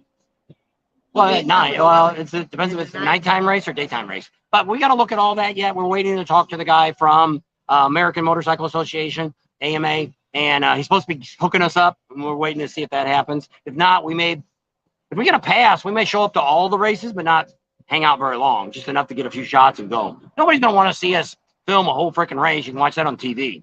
So, I'd like to get the pit passes and stuff, see if we get, a lot of times I've been in NASCAR and a lot of other pits when they had NHRA back in the day when I used to do a lot of that. And you never really got, during race time and stuff, you really never got to talk to the drivers because they're all psyched up and they're all, Time trials is when you get to meet all the drivers. When we used to go to Indy all the time. I've only seen the Indy race once. And the rest of the time I've always went to time trials. We lived in Illinois, and the time trials were so much more fun. The races, it's over, get out. Right. But the time trials are like, okay, Kenny Burns or whoever is up doing their wraps. So you can run upstairs, sit up in the stands, and watch him go around a few times, see what his time is. Then you go back in the pits, and the guys would talk to you. Like I used in the HRA, I got a picture somewhere I sat in Kenny Bernstein's dragster and got pictures in it. And it was like they were just so much more relaxed and fun. And I like time trials better than I do watching races. Because most of the time when you're sitting in the stands, you can't see the damn thing anyway. They're on the back track. There was a crash, and we're like, what? You can't see nothing. No, that's when you got to bring your phone, and you're watching it on your phone. One YouTuber we know. That was before phones. Yeah. One YouTuber we know, that's what he does. He sets a TV in his trailer, outside of his trailer under that, so they kind of watch the race, but if they hear something, they turn to the TV because everything's a few seconds delay. And you can see what happened, and he's like, oh, okay, I see that. So, yeah, so it's, someday I might do that. I don't know if I'll ever do it, but it'd be neat to take the trailer and stay inside the race area and be in the pits, or be in the center to where you got all the excitement going on. And plan on never sleeping. Steven says, not her boyfriend. He's still here. It's a mess. Got the big tent set up. Banned food. We are just hayseeds.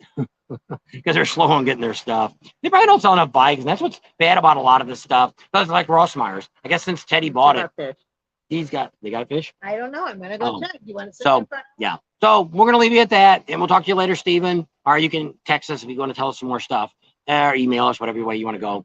So we're going to leave, let you guys go, and we'll see you all tomorrow. Got a video in the morning, and probably the next day or two, if time goes right, we'll probably have some late afternoon lives because we don't have a whole lot planned right now, and maybe give you different. We're going to do it from the dealership today, and we missed Willie at Jobber Show. He had left and he went to the store, and then he called us and said, I'm back. And then he called us and said, I got to go eat lunch. I'm starving to death. And we're like, go. So I had to go there, and then we had to come back and do the live. I thought, here's a great place. We're going to do a live from Peanuts downtown. But when we went there the other day, they were closed. They were supposed to be open at 9, and we weren't there. Don't know why. So Palmoto says sweet dreams. So the DJ in there is called Kool-Aid.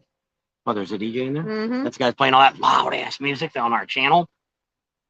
3-hour live. Let's go, Pating Nation. No, we're not doing 3 hours. We used to do that. We're not doing it anymore. People complain. Because when they want to go back and watch it, they don't want to watch that. And plus the commercials all come up and stuff. And that's fun. And so we're trying to get our channel up because we're trying to make enough money to pay for the gas that we got here. We're hoping that happens before the end of the month, the 28th.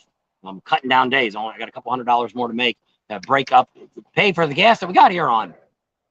And Palmoto always watching. We appreciate Palmoto. He's got a great channel. A lot of his videos are really short ones, so they're easy to watch. Yeah. A couple minutes long. And they're not boring, boy. They're full of excitement.